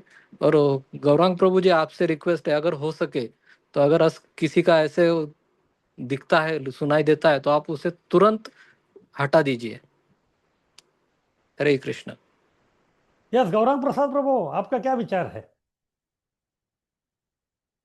तो मुझे वो मैं निकाल देता हूँ, उनको निकाल देता हूँ, हाँ, क्योंकि ऐसे ये 1-2 लोगों को निकाल देंगे तो फिर लोग लाइन पे आएंगे, ठीक है ना? कुछ तो ये दंड दो देना घंटा पड़ेगा हमको। आप घंटा सभी करके आते हैं, तो आप बीच बीच में बात करेंगे, अपना सुनाएंगे, तो प्रभु जी उनका लिंक खुल गया तो आपको अच्छा नहीं मिलेगा। तो मुंह से आप जो बोल रहे हैं वो नहीं मिलेगा आपको। और एक कोई तक डिस्टर्ब करता है और वो 100-150 लोग सुनते हैं, तब तक डिस्टर्ब हो जाता है। ऐसा कोई किया तो हम इसको निकाल देंगे भक्ति शास्त्री से। हरे और जो कृष्णा प्रभु जी, हाँ, यस, मैं किसी को को होस्ट बना सकती हूँ अगर ये कोई रिस्पॉन्सिबिलिटी लेता है कि किसी को म्यूट करने की? यस माता जी, आप कर सकते हो, हम उस माता और जी इसमें ऑप्शन आता है म्यूट ऑल का, किसी को अनम्यूट का एक्सेस ही मत दीजिए। नहीं, म्यूट ऑल किया तो प्रभु जी भी म्यूट हो जा सकते प्रभु जी होते को हैं। आप को होस्ट बना सकती है, तो वो अनम्यूट कर सकते हैं आप। ओके। फिर भी तो कोई मुझे कोई इंटरेस्टेड है क्या? प्लीज बताइए, मैं को होस्ट बनाती हूँ। यस माता जी, यस माता जी, मैं भी इंटरेस्टेड हूँ, मैं वो सेवा लेने के लिए रेडी हूँ। कौन जैसे से, ही कौन किसी माता का जी? भी आपका नाम बताइए। पद्मजा, पद्मजा चोगले माता जी। ओके, यस, थैंक यू माता जी। हरे कृष्ण। हरे कृष्ण। माता जी सिर्फ उसी टाइम पे अनम्यूट करिए जब प्रभु जी क्वेश्चन पूछते हैं, अदरवाइज सबको म्यूट ही रखिए तो ज्यादा अच्छा है। मतलब रिक्वेस्ट है माता जी, सजेशन है, आप देख लीजिए। बाकी मतलब क्योंकि सुबह की क्लास में भी हम करते हैं तो मोस्टली सब म्यूट रहते हैं, जब तक क्वेश्चन आंसर राउंड होता है तभी सिर्फ अनम्यूट करते हैं, बाकी टाइम सबको म्यूट ही रखते हैं। और जिसको क्वेश्चन पूछना है हैंड रेस करेंगे तो उनको अनम्यूट कर दीजिए। जी प्रभु हाथ रेस करना ये अच्छा है विकल्प। जी प्रभु जी। जी माता जी, हरे कृष्ण। थैंक यू माता जी। हरे कृष्णा। हरे कृष्णा। जब आप लोग आते हैं ना तो एक देखो, आपका भक्ति शास्त्रीय होना है, ये हमारा फायदे के लिए नहीं है, आपका फायदे के लिए है। आप ऐसे से बीच में बात करते हैं, एग्जाम के टाइम पे भी मेरा असाइनमेंट नहीं हुआ, मेरे को, मैं गाँव जा रहा हूँ, ये देखो आप एग्जाम में भक्ति शास्त्री कर रहे हैं तो आपका फायदा है, मेरा और प्रभु जी का कुछ भी फायदा नहीं है। एक्चुअली प्रभु जी 2 घंटा निकाल के ब्रह्मचर्य आश्रम से 2 घंटा निकाल के आते हैं आपको पढ़ाने के लिए। और जो वो पढ़ते ना, एग्जाम है, एग्जाम को आना चाहिए, असाइनमेंट लिखना है, आपको इजी जाएगा। हम जैसे भक्त को सहन होता है इसका ही बोलते हैं लिखने के लिए, बोलने के लिए, ऐसा कुछ नहीं कि ज्यादा नहीं, ज्यादा बोलते हैं करके, या प्रभु जी बोलते हैं वो करना चाहिए, तो आपका ही फायदा है, हमारा कुछ नहीं है। ठीक है, हरे कृष्ण। गौरव प्रसाद प्रभु जी आपका अनाउंसमेंट भी कर लीजिए अगर प्रभु जी के साथ ओके है तो, नहीं हाँ तो तो फिर ठीक और है, एक मिनट एग्जाम लेट का आप अभी अनाउंसमेंट कर लीजिए, आप जो भी करना है। और आपका आवाज सुनाई नहीं दे रहा, आपको माइक में बोलना पड़ेगा अच्छी तरह। अभी मेरा आवाज नहीं आ रहा है? नहीं, बहुत कम है आवाज। ठीक है, देखता हूँ। अब जो माइक है ना, माइक में बोलिए आप तो आवाज बराबर आ जाएगा। अगर ये है तो इसके माइक में बोलिए तो आएगा। Okay okay okay. हाँ तो ठीक है, आप सब अनाउंसमेंट कर दीजिए, उसके बाद चालू करते हैं। ठीक है ठीक है, एक मिनट है। हरे कृष्णा। तो अभी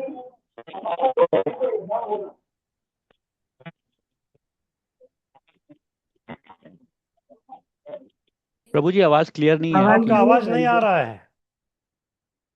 देखो, अभी देखो। अभी थोड़ा ठीक है। अभी वो सुनने को आ रहा है ना? प्रभु जी Yes. धीमी है, बहुत बहुत धीमी है आवाज। ठीक है, एक ही मिनट है, एक ही मिनट।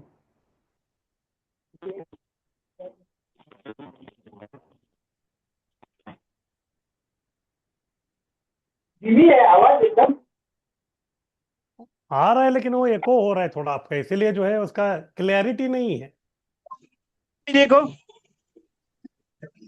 हरी बोल। हरि बोल, अभी आ रहा है? हाँ अभी बराबर आ रहा है, अभी बोलिए आप। हाँ, तो सब अभी भक्ति शास्त्री का जो उपदेश अमृत परीक्षा हुआ है सिर्फ मुंबई का हुआ है, अभी बाकी सभी भक्तों का परीक्षा अभी 2 तारीख को रखा है। तो बेलगाम का एग्जाम होगा रविवार दिन, रविवार को 4 से 7 बजे तक, 4 से 7 बजे तक। और पुणे एनवीसीसी उनका परीक्षा है 10 बजे से 1 बजे तक, एनवीसीसी मंदिर में ही होगा। और मैं ग्रुप में डाला है किनको कांटेक्ट करना है। और निगड़ी का परीक्षा हो रहा है 3 से 6 बजे तक, दादा गोविंद जी मंदिर में ही हो रहा है, निगड़ी के मंदिर में ही। उधर गिरिधर प्रभु है, उधर निताय पदकमल दास है पुणे में। और मिरज का परीक्षा हो रहा है 2 से 5 बजे तक, 2 से 5 बजे तक, उधर पर बरसाना प्रेम माता जी करके है। और ये सब केंद्र का परीक्षा है। और जैसे बेंगलोर के है, जो दिल्ली के है, लतलाम के है, जो उनका एग्जाम 3 बजे अपने जो ये जूम का ये है ना, जूम का लिंक है उसके ऊपर 3 बजे होगा रविवार दिन, 3 बजे सबको आना है। और एग्जाम को आने के पहले जो ऑनलाइन दे रहे हैं उनका असाइनमेंट प्रभु जी को मिलना चाहिए। मैंने तारीख दिया था 30 तारीख के पहले मिलना चाहिए। और दूसरी बात है, जो कोई अभी एग्जाम के लिए आ रहे हैं बेलगाम, पुणे, निगड़ी, मिरज, जो आते समय आपका असाइनमेंट लेके आना चाहिए। जब असाइनमेंट नहीं लेके आएंगे तो आपको एग्जाम को बैठने के लिए नहीं देंगे। ठीक है? यस प्रभु जी। और एक बात बताता हूँ, बेलगाम 4 से 7, बेलगाम मंदिर में होगा, पुणे 10 से 1 एनवीसीसी मंदिर में होगा, निगड़ी का 3 से 6 मंदिर में होगा और मिरज का 2 से 5। और सभी लोगों का इंचार्ज दिया है मैंने, उनसे कांटेक्ट कीजिए। और उसके बाद में आप बोलेंगे मेरा एग्जाम नहीं हुआ, मेरा शादी था, मेरा ये था, ये हमारे को रीजन नहीं चलेगा। ठीक है, हरे कृष्णा। हरे और कृष्ण दूसरी प्रभु बात, जी। हरे कृष्णा, हाँ और एक बात है, जैसे कि बहुत से भक्तों ने, मेरे मुंबई के भक्तों ने मेरे को रिक्वेस्ट किए थे कि पंढरपुर का आषाढ़ एकादशी था ना, तो मंदिर का एक कैंप लगा था। तो मैं प्रभु जी से, श्री चैतन्य प्रभु जी से रिक्वेस्ट करता हूँ कि वो कैंप के लिए, जो मेडिकल कैंप के लिए गए थे, वो मेरे को बोल के ही गए थे थोड़े। और जैसे कि वो हमारा ही मंदिर का सेवा है, तो प्रभु जी और एक बार मुंबई का परीक्षा जरा ले लो, पैसे आपको रिक्वेस्ट करता हूँ। जैसे सबको बोलता हूँ, मुंबई के जो भक्त सुन रहे हैं, मेरे को एक तारीख दे दो कि मैं प्रभु जी से रिक्वेस्ट करके आपका दोबारा परीक्षा लिया जाएगा। ठीक है, वो तारीख हम देंगे, क्योंकि इधर मंदिर में वो जगह खाली चाहिए ना हमको। मंदिर खाली नहीं हाँ रहता आप दे दो, संडे को। आप दे दो प्रभु जी। सब बम्बई वाले है ना, सुन लो। संडे को जो है मंदिर खाली नहीं रहता, जिस दिन मिलेगा उस दिन एग्जाम लेकर रखना पड़ेगा हमको। ठीक है, आप बोल दो मेरे को प्रभु जी, मैं ग्रुप में डाल दूंगा। और ये बम्बई वाले के लिए क्या बोलते हैं, बोनस है, बोनस अच्छी तरह से जो प्रभु जी तारीख देंगे, जो बच्चे हैं वो अपना परीक्षा दे सकते हैं। और दूसरी बात यह है कि कोई किसी को ये एग्जाम देने को नहीं हुआ तो क्लास सुन सकते हैं, दूसरा परीक्षा दे सकते हैं, ईशोपनिषद परीक्षा दे सकते हैं। और जैसे ही ये सब परीक्षा होने के बाद आपको एक चांस दिया जाएगा, जो बचा हुआ एग्जाम है ना, वो तभी दे सकते हैं आप। ठीक है, ऐसा नहीं कि मेरा उपदेश अमृत परीक्षा गलत से चूक गया, मेरा मिस हो गया तो मैं क्लास नहीं सुनूंगा, ऐसा नहीं है। एक मिस हो गया तो भी कोई बात नहीं है, दूसरा एग्जाम दे दो। उपदेश अमृत है, भक्ति रसामृत सिंधु है, भगवत गीता है, उपदेश अमृत आपको एक लास्ट चांस दिया जाएगा। आपके लिए जो भी सुविधा चाहिए वो हम कर सकते हैं, लेकिन जो प्रभु जी बोलते हैं, एग्जाम का टाइम देते हैं और प्रवचन चालू रहता है, तो बीच में बात मत करो, बस उतना ही करो बस। और जो बम्बई के जो 40 भक्तों ने अभी परीक्षा दिया था, सबको खुश खबर है कि 40 लोग ही पास ही हो गए, चिंता मत करिए आप। जो मैं 3 और 4 तारीख को रिजल्ट में दे दूंगा, ग्रुप में आएगा रिजल्ट, आपका उपदेश अमृत में कितना मार्क पड़ गया आपको। ठीक है, हरे कृष्णा। प्रभु जी प्लीज चालू कीजिए। नहीं, कुछ लोगों का प्रश्न है। क्वेश्चन है प्रभु जी, मैं परभणी से बात कर रहा। परभणी से मैं बोलता हूँ, पर्सनली फोन करो, ग्रुप में मत बोलो। आपको अलग से मैं इंस्ट्रक्शन दूंगा तो सब बोलेंगे मेरे को क्यों नहीं है। हमारा नाम नहीं आया, इसलिए आपसे पूछ रहा।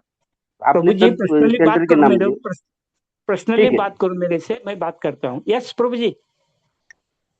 प्रभु जी हरे कृष्णा, दंडवत हाँ, प्रणाम। बोलिए। प्रभु जी सिर्फ एक क्वेश्चन पूछना था। हमारे कोई एक तो भक्त हैं, वो ये सब सुन लिए हैं क्लासेस, लेकिन उन्होंने रजिस्ट्रेशन नहीं किया था, तो बोल रहे हैं कि हम अभी रजिस्ट्रेशन कर सकते हैं क्या?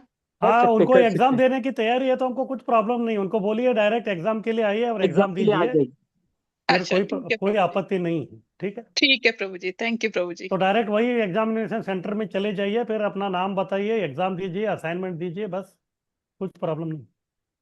जो भक्त आगे बढ़ना चाहता है, इच्छा है, तो उनके लिए हम सदैव उनके चरणों की सेवा करने के लिए हम तैयार हैं।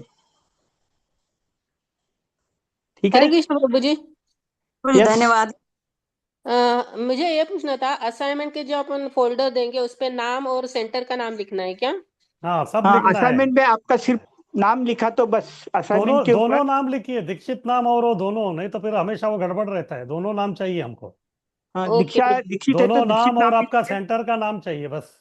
ओके। और एक क्वेश्चन ऐसा था, आंसर शीट में क्वेश्चन भी लिखने के खाली आंसर नहीं, होगा? बिल्कुल क्वेश्चन नहीं लिखने का है, केवल उसका नंबर लिखिए, फिर फटाफट उत्तर लिखना चालू कर दीजिए बस। Okay, thank you. Hare Krishna प्रभु जी।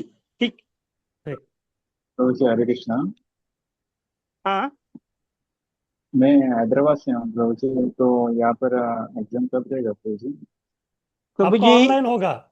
ऑनलाइन होगा। जो बाहर रहते हैं ना, जो सातारा पुणे छोड़ के बाहर, मेरे को कांटेक्ट जो कीजिए। महाराष्ट्र छोड़ के बाहर है सबका ऑनलाइन होने वाला है बस।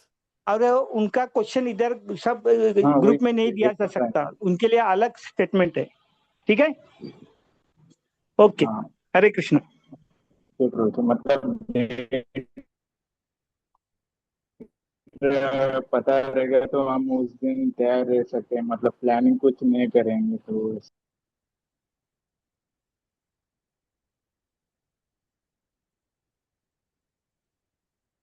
जिनका अभी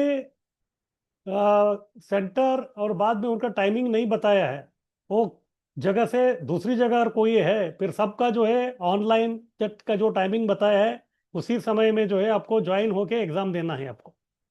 मोस्टली ये जो महाराष्ट्र के बाहर जो भी है ना, सबका जो है ऑनलाइन एग्जाम होगा।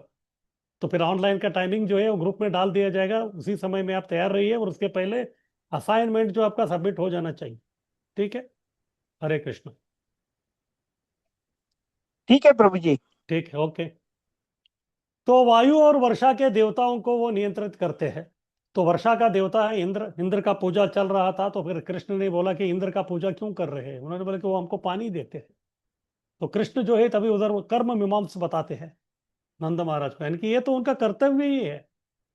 जैसे हम देखते हैं कि अगर कोई म्युनिसिपालिटी में वो काम कर रहा है तो फिर नल का जो है वाल्व घुमाना उसका काम ही है। हाँ, ऐसा नहीं कि वो अपने घर से पानी दे रहा है, नहीं, उसको काम दिया गया है तो फिर वाल्व घुमाना उनका काम है। तो इंद्र भी वाल्व घुमाने वाले व्यक्ति है, तो इसलिए उनके लिए उतना करने का कोई जरूरी नहीं है, ऐसा कृष्ण बताते हैं। फिर बाद में वो पूछते हैं कि फिर ठीक है, फिर इतना सब हम लोगों ने तैयारी की, इसका क्या करने का। वो बोलते हैं कि गोवर्धन का पूजा करेंगे, क्योंकि गोवर्धन की वजह से जो है हमको घास मिल रहा है, ये मिल रहा है, वो मिल रहा है। इस प्रकार से वो गोवर्धन पूजा करते हैं। तो फिर इंद्र को बहुत गुस्सा आ जाता है। फिर तभी उन्होंने 7 दिन 7 रात जो है पूरा मुसलधार बारिश करते हैं, लेकिन कुछ होता नहीं। इस प्रकार से जो है भगवान वायु वर्षा सभी देवताओं को नियंत्रित करते हैं, और वे श्रेष्ठता में जो है सबसे आगे है। उनसे बढ़कर जो है और कोई है ही नहीं। इसलिए श्रीमद् भागवत में सुखदेव गोस्वामी कहते हैं भगवान के बारे में, भगवान असम ऊर्ध्व है। असम यानी कि उनके समान, और ऊर्ध्व यानी कि उनसे महान। हाँ, उनके समान या उनके महान और कोई नहीं है। हाँ, कोई उनका कंपटीशन नहीं कर सकता। तो इस प्रकार से जो है भगवान के ये सब लक्षण है, और ये सब लक्षण जो है बहुत सारे लोगों को समझ में नहीं आता। तो इसीलिए जो भगवान बहुत सारे लोगों को अचिंत्य है। आगे कीजिए।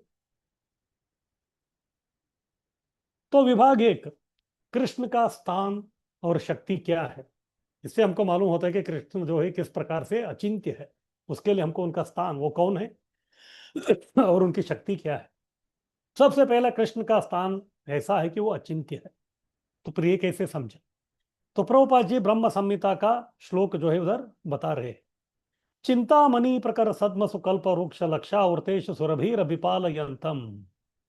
तो भगवान कहाँ रहते हैं, गोलोक में। और गोलोक जो है वो किस प्रकार से बना है, सद्म। सद्म यानी कि घर। जैसे हमारा जो घर है वो ईंट सीमेंट, हाँ, इससे सब बनता है। लेकिन उधर के जो है गोलोक के जो घर सद्म, वो किससे बने हैं, चिंतामणि से बना है। वो उधर के जो घर है वो सब चिंतामणि से बने हैं, लेकिन हमारा भी घर जो है चिंतामणि से ही बनता है। जो घर बना रहा है उसका भी हमेशा चिंता रहता है, किसके बारे में, मनी के बारे में, पैसा। तो इसीलिए उधर भी चिंतामणि और इधर भी चिंतामणि, लेकिन उधर का चिंतामणि अलग है। और उधर के हर वृक्ष जो है वो कल्प वृक्ष है। अगर आप जो है कोई वृक्ष के सामने जाके जो है, अगर वो आम का वृक्ष है तो आप बोलेंगे कि मुझे जो है द्राक्ष चाहिए, तो फिर वो द्राक्ष भी दे देंगे। इस प्रकार से जो विशेष प्रकार का वो है। इसीलिए जो है वो पेड़ अचिंत्य है, क्योंकि वो पेड़ हमको कौन सा फल देता है वही हम चिंतन नहीं कर सकते इसके बारे में। परम भगवान का दिव्य धाम को गोलोक कहते हैं, जहां वे लीला में मग्न है। भगवान उधर है अपनी गोलोक धाम में, वो अलग अलग प्रकार के लीला करते हुए 5 प्रकार का रसों में अपने भक्तों के साथ आदान प्रदान करते हुए जो है लीला में पूरा मग्न है। फिर भी अपनी अचिंत्य शक्ति द्वारा एक ही समय में अपने सृजनात्मक शक्ति के प्रत्येक भाग में वो पहुंच सकते हैं। ठीक है, भगवान उधर है गोलोक में, गोलोक एवं निवसति अखिलात्म भूतो। लेकिन उधर रहते हुए भी तुरंत जो है वो अपनी शक्ति के माध्यम से उनकी सृजनात्मक जो भी ये सृष्टि है उधर वो किधर भी पहुंच सकते हैं। जैसे प्रभुपाद जी एक उदाहरण देते हैं भगवत गीता में।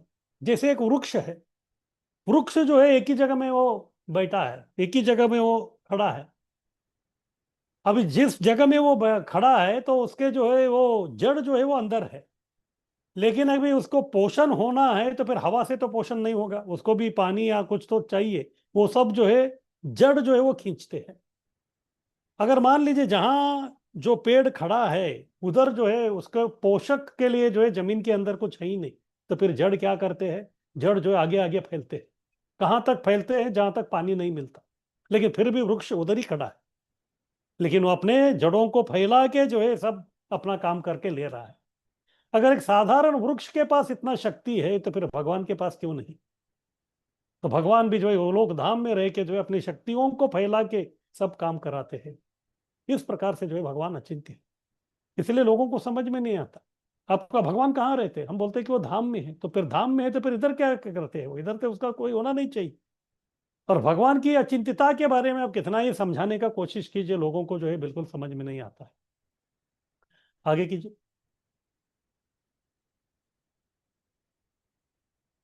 तो विष्णु पुराण में भी ये श्लोक है, ज्योत्स्ना विस्तारिणी यथा। ज्योत्स्ना, ज्योत्स्ना यानी कि ज्योति, विस्तारिणी जिस प्रकार वो विस्तार होता है, ज्योति जो दिया है, दिया विस्तार होता है, किस रूप में होता है? अग्नि से उद्भूत ताप शक्ति जैसा भगवान का शक्ति है। अग्नि एक स्थान में रहकर कुछ दूर तक प्रकाश तथा ताप को फैलाती है। हाँ, ज्योत्स्ना विस्तारिणी यथा, ये विष्णु पुराण का श्लोक है। जिस प्रकार से दिया है, तो दिया जो है अपना शक्ति को फैलाता है, किस रूप में? प्रकाश के रूप में और ताप के रूप में, एक ही जगह में रहेगी। उसी प्रकार से यथा यानी कि उसी प्रकार से भगवान भी जो है अपने धाम में रहते हुए अपने विभिन्न प्रकार की शक्तियों में, परास्य शक्तिर विविधैव श्रूयते स्वाभाविकी ज्ञान बल क्रिया च, पर अस्य शक्ति, उनके जो कई सारे शक्ति है वो सब जगह फैलाते हैं और उन्हीं से जो है पूरा नियंत्रण भी सब कुछ करते हैं वो। अग्नि एक स्थान पर रहकर कुछ दूर तक प्रकाश तथा ताप को फैलाती है, वैसे ही भगवान दिव्य धाम में रहकर विभिन्न शक्तियों को सर्वत्र फैलाते हैं। जैसे भारत का प्रधानमंत्री जो है वो राजधानी दिल्ली में रहते हैं, लेकिन फिर भी वो अपनी शक्तियों के माध्यम से अंडमान निकोबार, कन्याकुमारी, अरुणाचल प्रदेश, द्वारका, सब जगह जो है वो अपना नियंत्रण को कर सकते हैं, क्योंकि सरकार चल रहा है और सरकार जो है उनके हुक्म से चल रहा है और सरकार में जो लोग काम कर रहे हैं वो उनकी शक्तियां हैं। आगे कीजिए।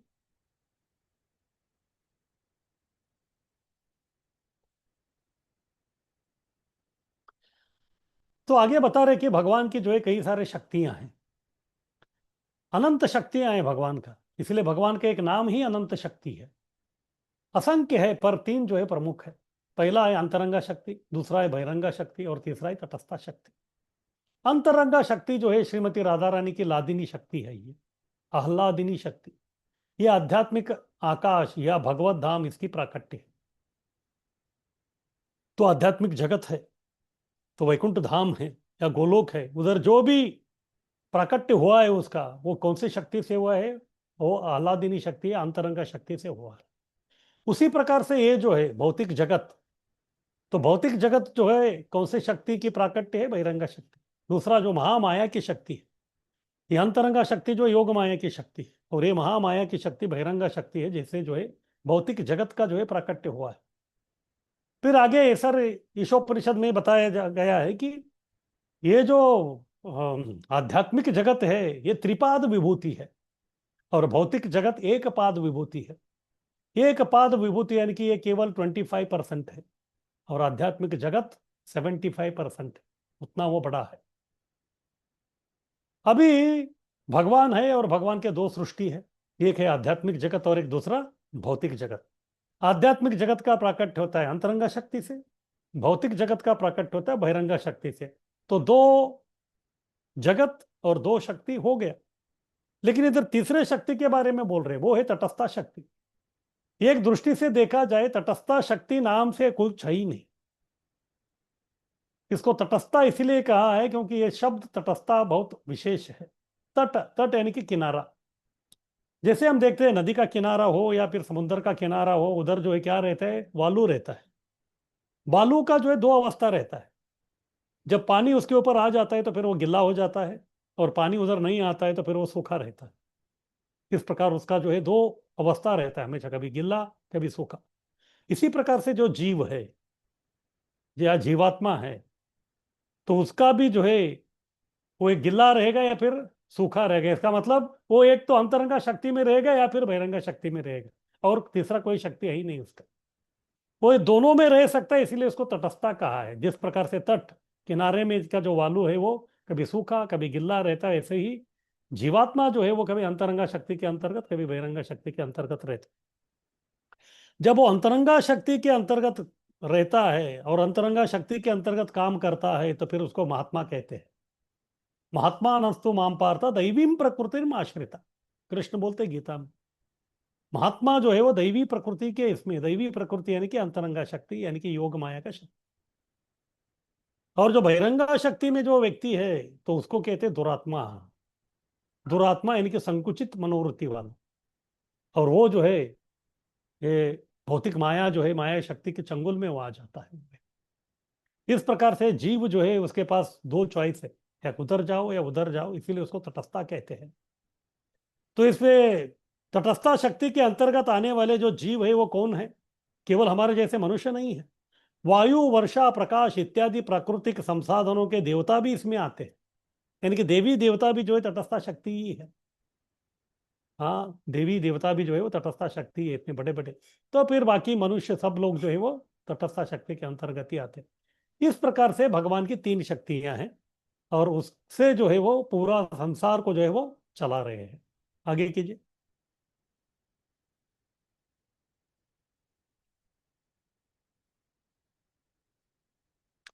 आगे कह रहे कि भगवान परम पुरुष है।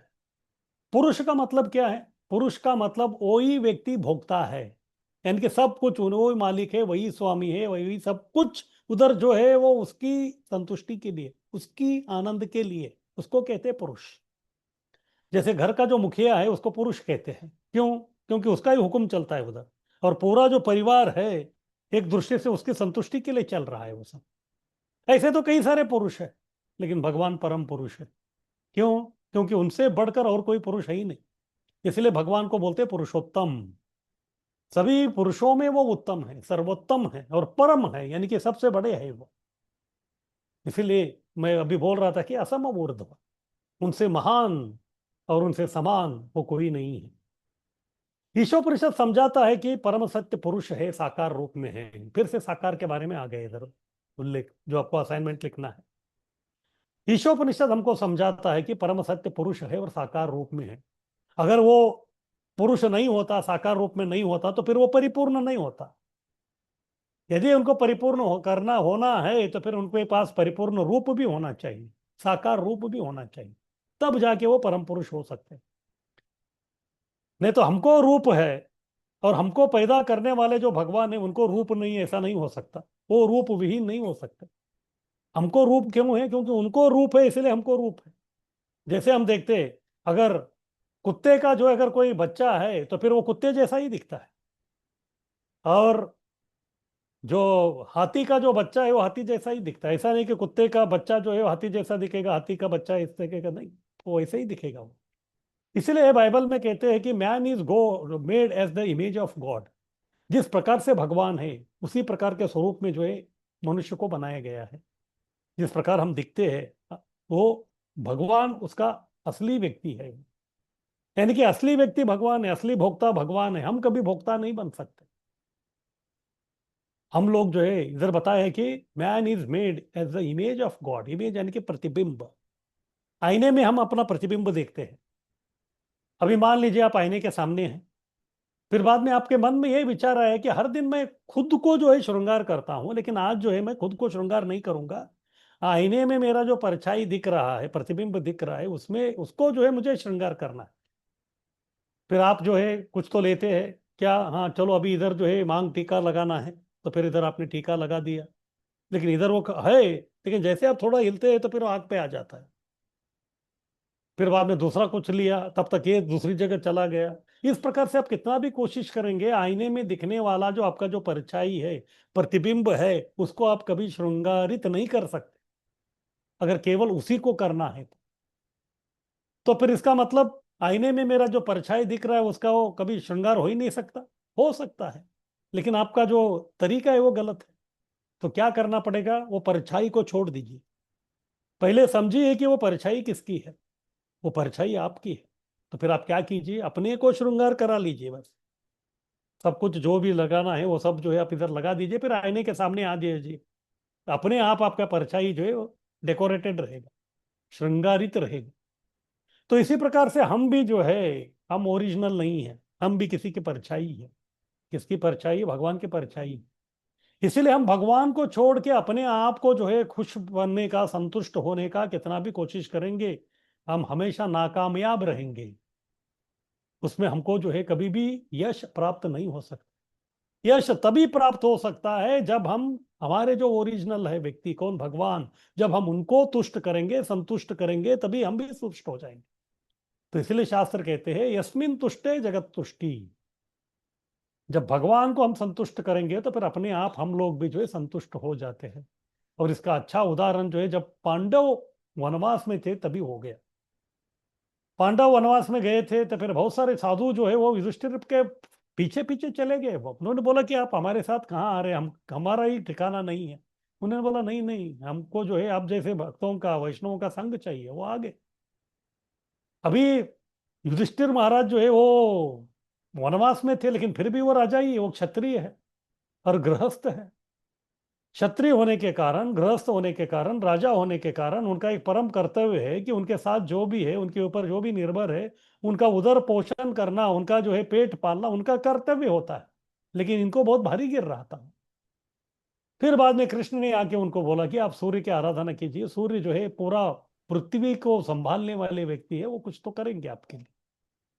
फिर जब इन्होंने सूर्य की आराधना किया तो फिर सूर्य ने जो उनको एक पात्र दिया, वो अक्षय पात्र था। फिर उसमें जो है बस जितना भोजन चाहिए वो मिल जाता था। लेकिन कब तक? जब तक आखिर में जो है द्रौपदी खाती थी, गृहिणी थी। जैसे हर घर में जो है गृहिणी लास्ट में ही खाती है।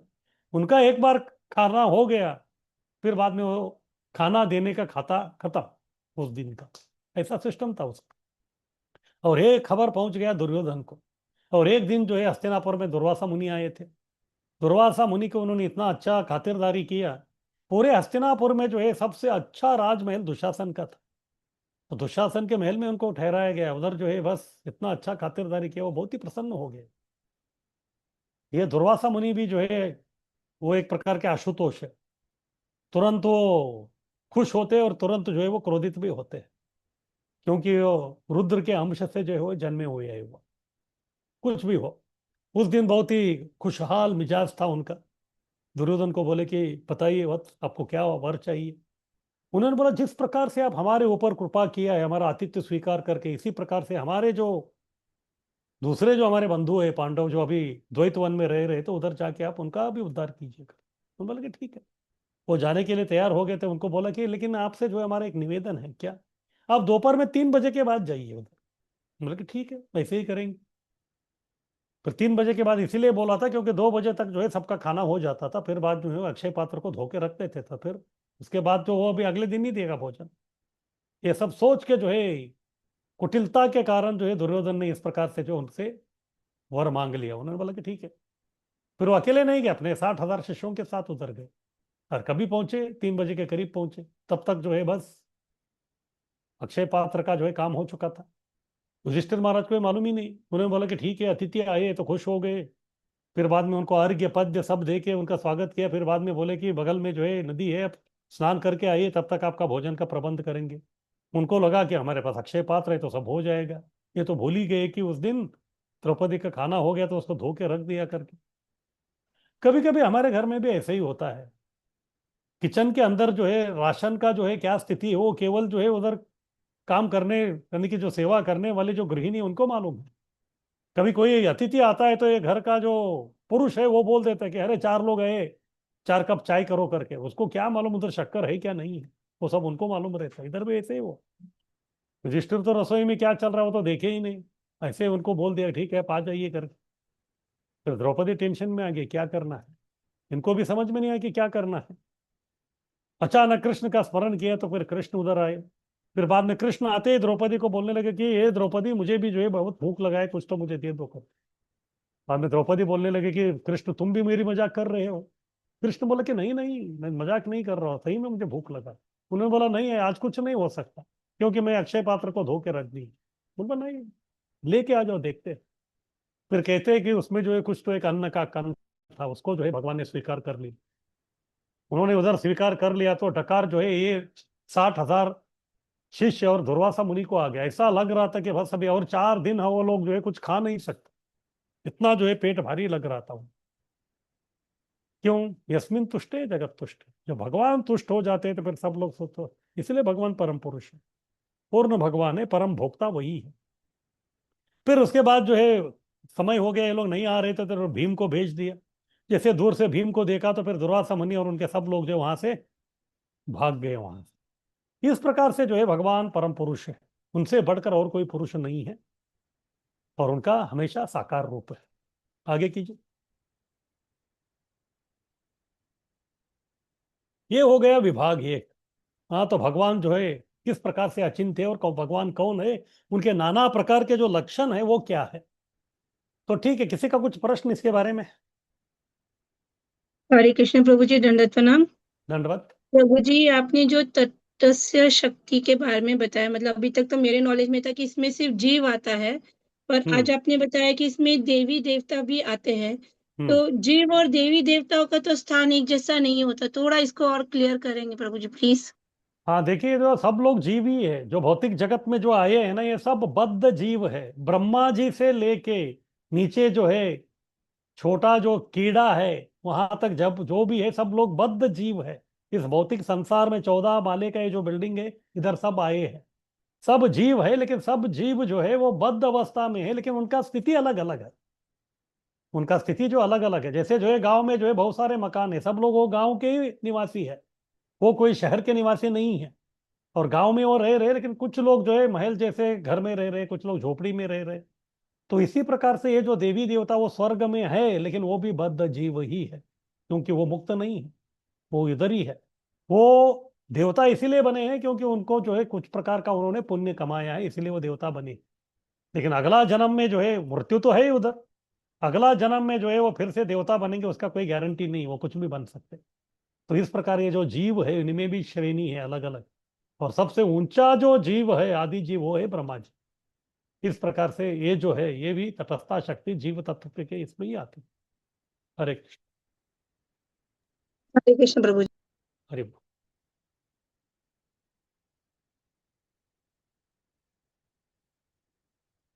और किसी का कुछ प्रश्न?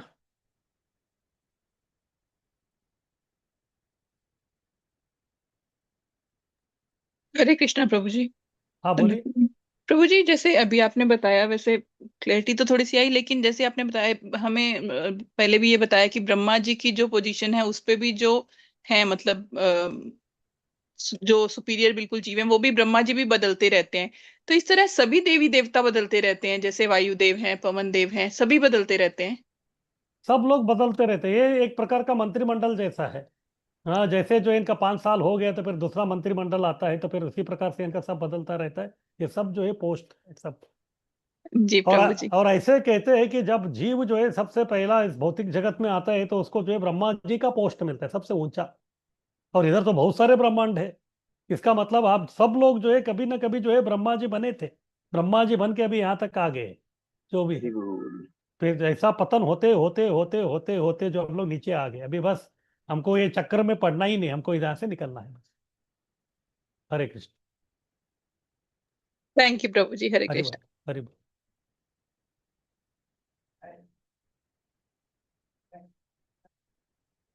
और किसी का कुछ प्रश्न?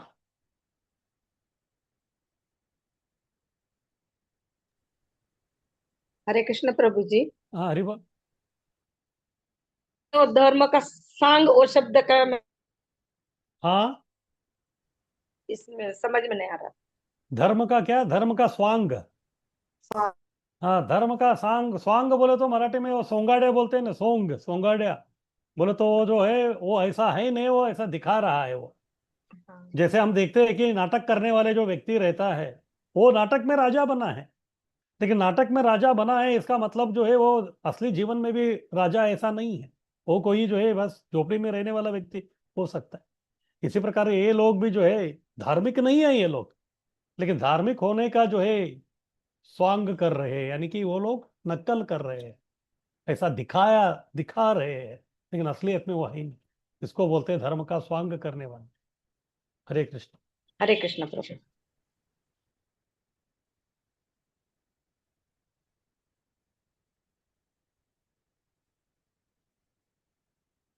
और किसी का कुछ प्रश्न? हरे कृष्ण प्रभु जी।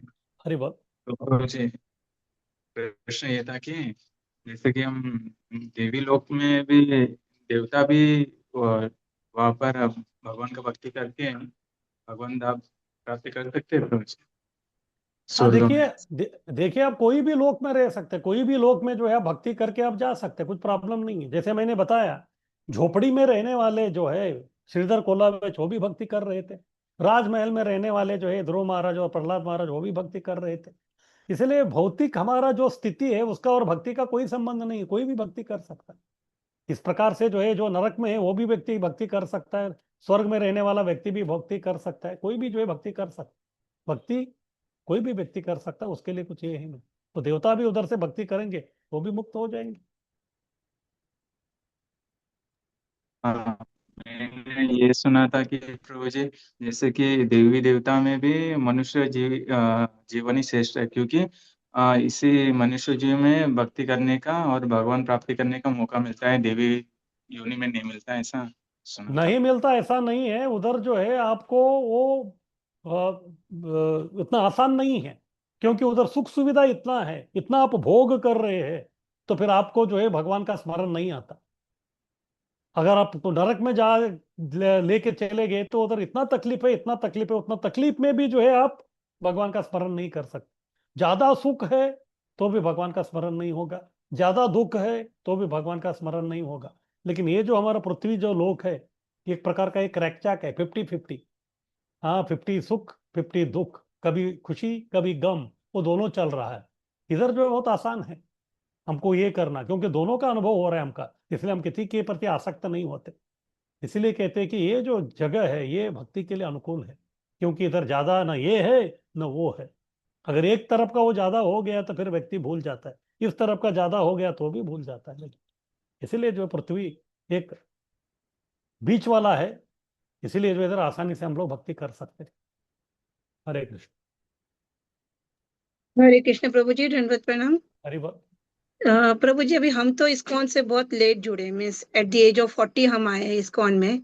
और हमें ये भी नजर आता है कि अभी हमारे परिवार के बाकी सदस्य इन चीजों को नहीं मानते, मतलब देवी देवता का पूजा करते हैं, बट भगवान कृष्ण सबसे बड़े हैं और वही सभी पूरक है, ये बात को नहीं मानते हैं। और जैसे मेरे भी 2 बेटे हैं, मैं बहुत कोशिश करती हूँ कि उनको भी मैं भक्ति में लाओ करूँ, तो वो मुझे कहते हैं आप माला जप रहे, हमारा भी उद्धार हो रहा, आप भी करो, आप ही सब करो। जैसे मैंने प्याज लहसुन भी छोड़ा, तो उनको फिर कैसे ला सकते, मतलब वो तो कोई इंटरेस्ट ही नहीं दिखा रहे आने का। तो और हमें पता है कि इसमें नहीं आने से कितने नुकसान है, एक जो चिंता उनके लिए रहती है वो उसको कैसे करे। तो देखिए, सब लोगों का चिंता को चिंता मुक्त करने वाला केवल एक ही व्यक्ति है, वो है परम पुरुष भगवान। तो आपको भगवान के सामने जाके जो है प्रार्थना करना पड़ेगा, इनके बारे में विशेष रूप से प्रार्थना कीजिए, विशेष रूप से उनके लिए एक्स्ट्रा माला कीजिए। मैं बताता हूँ, हमारे मंदिर में जो है एक माता पिता थे वो, और उनका बच्चा जो है वो कभी मंदिर में नहीं आता था, लेकिन माता जैसे आपका इच्छा है वैसे जो है उनके प्रति भी जो है उनका वो इच्छा था, हर दिन जो है उनके लिए एक्स्ट्रा माला करती थी। राधा गोपीनाथ से वो प्रार्थना करती थी कि इसको भक्त बनाओ, इसको भक्त बनाओ करके। बस एक दिन जो है भगवान ने सुन लिया और वो व्यक्ति जो है थोड़ा रुचि दिखाना चालू हो गया उसका। बाद में वो रुचि ऐसा हो गया कि अभी जो है वो फुल टाइम ब्रह्मचारी है इधर। कभी इस प्रकार वो सब होता है, वो सब प्रार्थना का कमाल है। तो इसीलिए जो हमको जो है प्रार्थना करना पड़ेगा भगवान को। फिर जब प्रार्थना करेंगे तो फिर जो है ये हो सकता है, अन्यथा बहुत मुश्किल है। शायद हो सकता है कि हमारे लिए भी किसी ने प्रार्थना किया होगा, इसीलिए जो हम लोग भी जो है भक्ति कर रहे हैं। इसी प्रकार दूसरों को भी अगर भक्ति में लाने की हमारी इच्छा है तो फिर उनके प्रति भी हमको जो है भगवान के सामने जो है प्रार्थना करना पड़ेगा। हरे कृष्ण। हरे कृष्ण प्रभु जी, थैंक यू प्रभु जी। हरि बोल।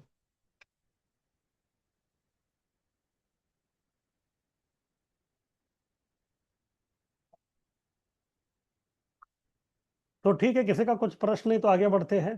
पहला विभाग हो गया, भगवान किस प्रकार से जो है अलग अलग उनके विलक्षण है या लक्षण है, इसीलिए जो है लोग उनको समझ नहीं सकते। तो फिर कौन कौन है जो भगवान को नहीं समझ सकते, उनके बारे में जो अभी विभाग 2 में प्रभुपाद जी हमको बता रहे हैं कि कई सारे जो लोग हैं वो भगवान को समझ ही नहीं पाते। तो ये लोग कौन है? सबसे पहला है तार्किक। तार्किक का मतलब है वो व्यक्ति हमेशा जो है तर्क करता रहता है अपने मन के हिसाब से। शास्त्र तो उसको कुछ मालूम नहीं है, उसको लगता है कि ऐसा है, एक प्रकार का ये अनुमान है। जैसे हम लोग 10 प्रकार के प्रमाण दिखे थे, उसमें लास्ट वाला जो 3 प्रमाण, प्रत्यक्ष, अनुमान और शब्द, वो उसके बारे में हमने चर्चा किया था। उसमें अनुमान भी जो है वो भी कुछ काम का नहीं। तार्किक, जैसे अर्जुन भी जो है बहुत तर्क लगा रहे थे, तर्क ये लगा रहे थे कि मुझे युद्ध क्यों नहीं करना है, और तर्क जो है सब कृष्ण को सुना रहे, और कृष्ण ने कुछ नहीं बोला उनको।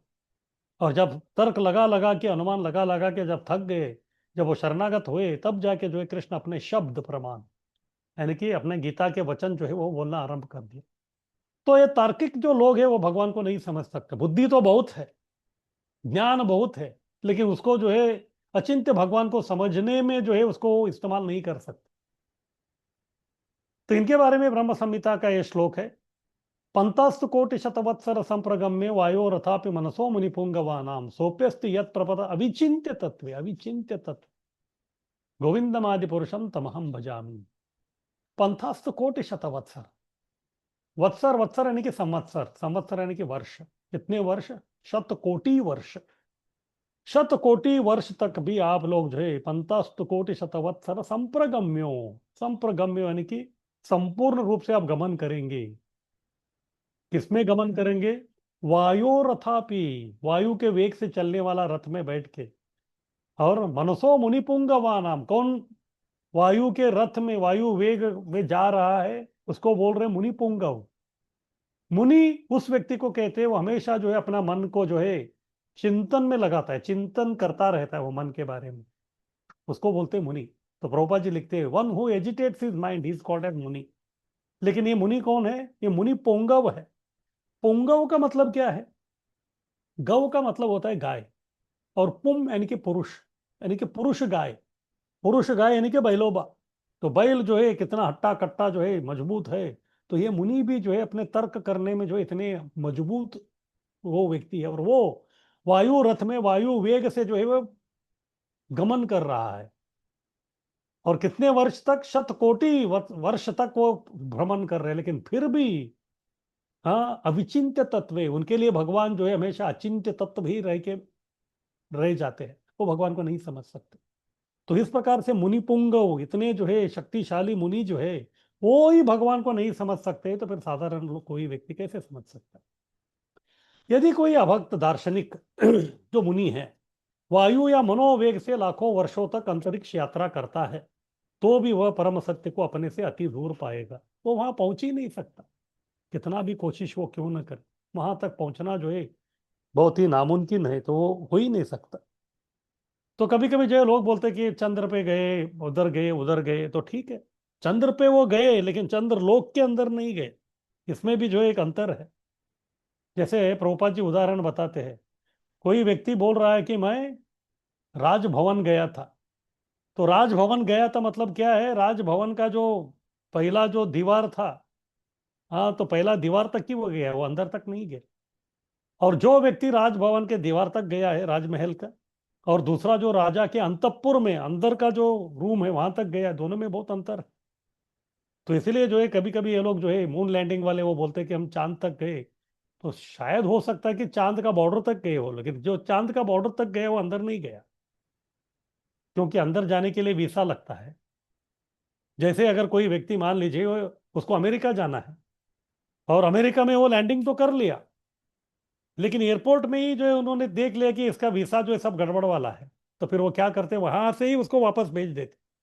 अभी वो बोलेगा कि मैं अमेरिका जाके आया। एक दृष्टि से देखा जाए, क्या सही में वो अमेरिका जाके आया? एक दृष्टि से हाँ, लेकिन असलियत में देखा जाए तो नहीं।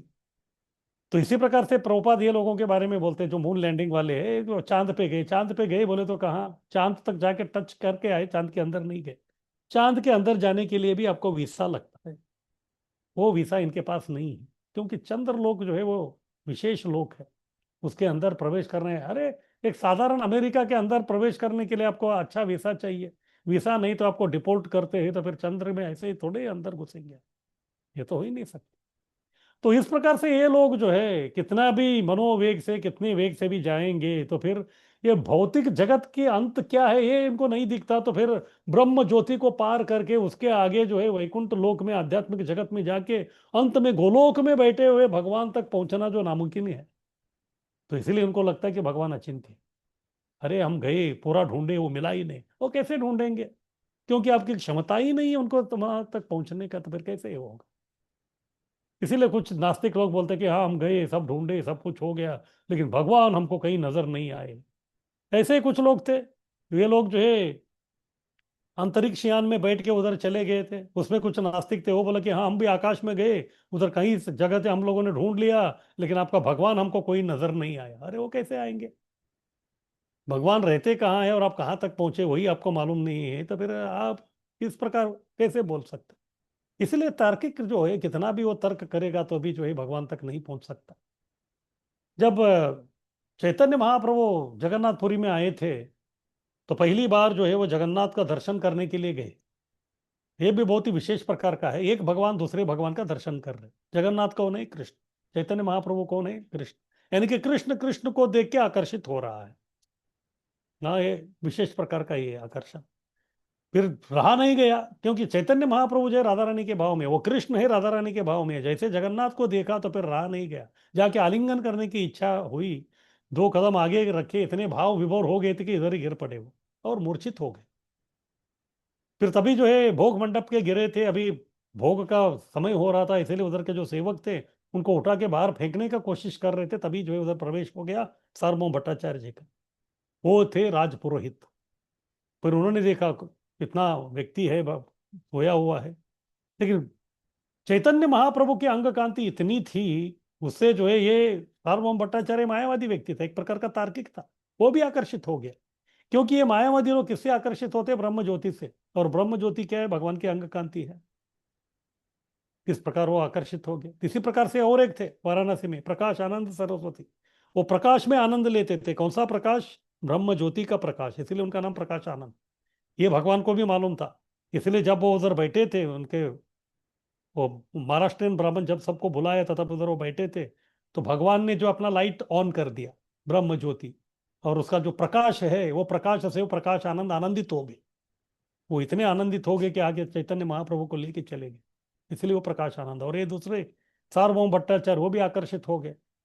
फिर उनको समझ में नहीं आया कि ये व्यक्ति जो है जीवित है क्या जीवित नहीं है। फिर बाद में उनका नाड़ी चेक किया उन्होंने, नाड़ी तो चल ही नहीं रहा था, फिर भी जो है उनको तसल्ली नहीं हुआ। फिर बाद में उन्होंने किसी को बोला कि थोड़ा कपास लेके आइए, कॉटन। फिर कॉटन लेके कॉटन के 1-2 थ्रेड निकाला, उसको जो है चैतन्य महाप्रभु के नाक के नथुनों के पास में रखा। अभी वो थोड़ा हिल रहा था, तभी उनको समझ में आ गया कि ये व्यक्ति जो है सुदीप्त भाव में चला गया है। सुदीप्त भाव का मतलब क्या है, हम देखते हैं जैसे मोमबत्ती जो रहता है वो जलता रहता है, लेकिन जब अभी जस्ट बुझने ही वाला रहता है, बुझने से पहले जो है वो इतना बड़ा हो जाता है, सुदीप्त हो जाता है, फिर बाद में वो बुझ जाता है। इसी प्रकार से सुदीप्त भाव यानी कि भाव का आखिरी स्टेज है, क्योंकि उसके बाद जो है डायरेक्ट प्रेम में चला जाएगा। वो भाव का आखिरी जो स्टेज है उसको सुदीप्त बोलते हैं, उसके बाद जो है प्रेम में चला जाएगा। वो अवस्था में होता है। उनको समझ में आ गया ये व्यक्ति साधारण नहीं है। फिर तुरंत उन्होंने अपने सेवकों को बुलाया, इनको बोले कि बगल में उनका घर है, आज भी जो है सार्वभौम भट्टाचार्य जी का घर, बोले कि मेरे घर में इनको लेके चलो। फिर उधर लेके गए। फिर कुछ समय के बाद जो है चैतन्य महाप्रभु आगे आए थे और उनके जो पार्षद थे पीछे थे। फिर आके वो ढूंढ रहे थे कहाँ गए चैतन्य महाप्रभु करके। फिर किसी ने तो बोल दिया इस प्रकार एक सन्यासी था, उनका ये हो गया, वो समझ गए कि वही है। फिर वो सब लोग आ गए सार्वभौम भट्टाचार्य के घर पे, आके जोर जोर से कीर्तन करने लगे। फिर वो कीर्तन के शोर से जो है जो सुदीप्त भाव में महाप्रभु थे वो जो है बाह्य भावना में आ गए। फिर बाद में सार्वभौम भट्टाचार्य जी ने देखा, फिर बाद में पूछे कि आप कौन हैं, तो उन्होंने बोला कि मैं नवद्वीप से हूँ। फिर उनको समझ में आ गया कि अरे ये तो नीलांबर चक्रवर्ती से रिलेशन में है, ये तो उनका रिलेशन उनके साथ था। बोला तो ये अपने ही गाँव का है, अपनी बिरादरी का। फिर बाद में जैसे उन्होंने देखा कि चैतन्य महाप्रभु जो है वो संन्यास लिया है और इतने जवान है, और ये व्यक्ति जो है कोई वेदांत का पढ़ाई नहीं कर रहा, क्योंकि उस समय में जो है जितने मायावादी सन्यासी थे वो लोग हमेशा वेदांत का जो है वो अध्ययन करते थे। इसलिए वो बोलते थे कि वेदांत वाक्येषु रमतेषु वंता कौपी न वंता खलु भाग्यवंता। वेदांतवादी बोलो तो सन्यासी लोग क्या करते थे, यही करते थे क्या? वेदांत वाक्येषु रमतेषु, तो केवल वेदों के वाक्य में भी उनको जो है आनंद मिलता था, रममान होते थे।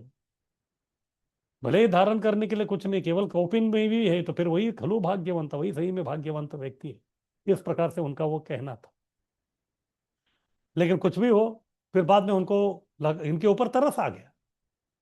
उनको लग रहा था कि मैं इनके पिता समान हूं, तो इनको कुछ मदद करना पड़ेगा। फिर अगले दिन से उनको बोल दे कि आप इधर ही रहिए, फिर मैं आपका ट्यूशन क्लास चालू करता हूँ। फिर अगले दिन से जो है ट्यूशन देना उन्होंने आरंभ कर दिया। और महाप्रभु भी सुन रहे थे, क्योंकि वो पिता समान थे और उनको आश्रय दिया था। ऐसे 10-12 दिन बीत गए, लेकिन ये बोलते जा रहे थे, लेकिन चैतन्य महाप्रभु का कोई प्रतिक्रिया नहीं है। जैसे हमारा भी होता है, जब हम लोग प्रवचन देते रहते हैं, फिर बाद में कोई व्यक्ति जो है कोई प्रश्न पूछ ही नहीं रहा है, तो फिर प्रवचनकार को समझ में नहीं आता। क्या समझ में नहीं आता? जो मैं बोल रहा हूं इनको समझ में आ रहा है क्या नहीं आ रहा है, समझ में नहीं आता। अगर कोई प्रश्न नहीं कर रहा है तो उसका दो अर्थ होता है। पहला एक अर्थ ये होता है कि उनको पूरा समझ में आ गया है, इसलिए कोई प्रश्न नहीं है। और दूसरा अर्थ ये होता है कि उनको बिल्कुल कुछ समझ में ही नहीं आया, तो फिर वो प्रश्न क्या करेगा।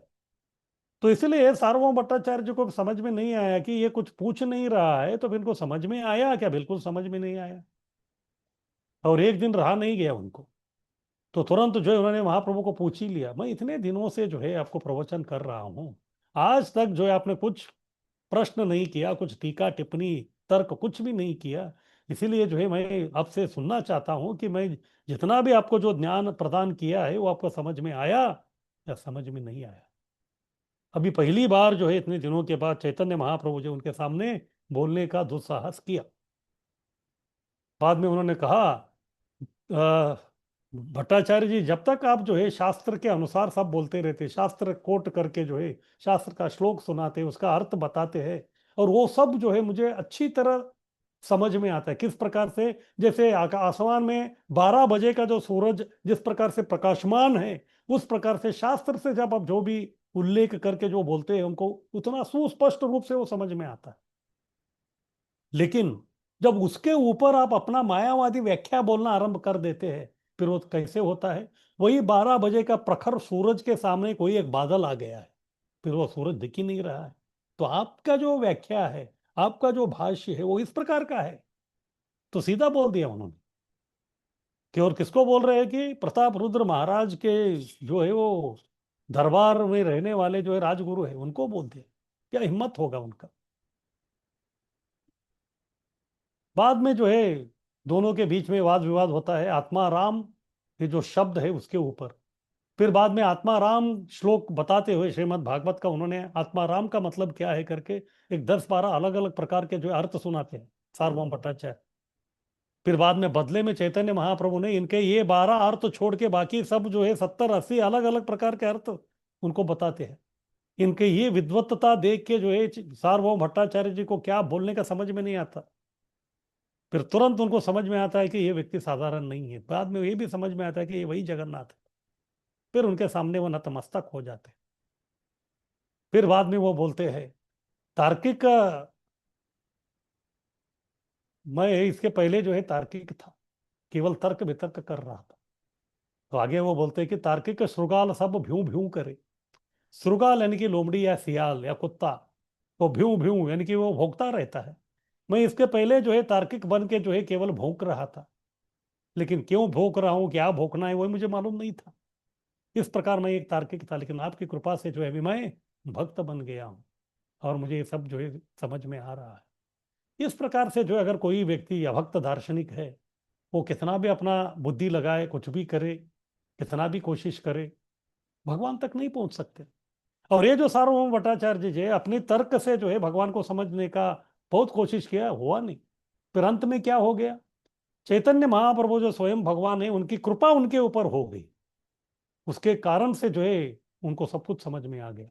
तो इस प्रकार से अगर भगवान को समझना है, अपनी बुद्धि अपना तर्क ये कभी कुछ काम नहीं करेगा। जब हम भगवान को शरणागत होते हैं, जिस प्रकार अर्जुन अपने तर्कों को अपने अनुमानों को बगल में रख के भगवान को शरणागत हुए, तब जाके जो भगवान के जो वचन है उनको समझ में आना चालू हो गया। फिर उनको समझ में आ गया कि अचिंत्य भगवान कौन है। इस प्रकार से अगर अचिंत्य भगवान को हमको समझना है तो फिर वो एकमात्र मार्ग हमको भक्ति करना। इस प्रकार केवल तार्किक बनेंगे या अन्य कुछ बनेंगे तो अचिंत्य भगवान को हम कभी समझ नहीं सकते। तो ठीक है, इधर ही हम लोग विश्राम देते हैं इसको। और अभी अगले हफ्ते जो हमारा क्लास नहीं होगा, और अभी इस रविवार को जो आप सब लोगों का परीक्षा होने वाला है, तो मैं आपको सबको शुभकामनाएं देता हूं और अच्छी तरह से जो है आप परीक्षा में सहभाग लीजिए। तो सबका बहुत बहुत धन्यवाद। वंशाकल्पतरुभ्यश्च कृपा सिंधुभ्यः च पतितानां पावनेभ्यो वैष्णवेभ्यो नमो नमः। हरे कृष्ण। हरे कृष्ण। दंडवत प्रणाम प्रभु जी। कृष्ण दंडवत हरे कृष्ण प्रभु जी, दंडवत प्रभु जी, दंडवत प्रणाम प्रभु जी। हरे कृष्ण प्रभु जी, दंडवत प्रणाम प्रभु जी, दंडवत प्रणाम। हरे कृष्ण। दंडवत दंडवत प्रणाम प्रभु जी। हरे कृष्ण। हरे कृष्णा। धन्यवाद प्रभु जी। प्रणाम, दंडवत प्रणाम। हरे कृष्ण प्रभु जी। दंडवत प्रणाम। हरे कृष्णा दंडवत हरे कृष्ण दंडवत दंडवत प्रणाम प्रभु जी, हरे कृष्ण। हरे कृष्णा प्रभु जी, दंडवत प्रणाम।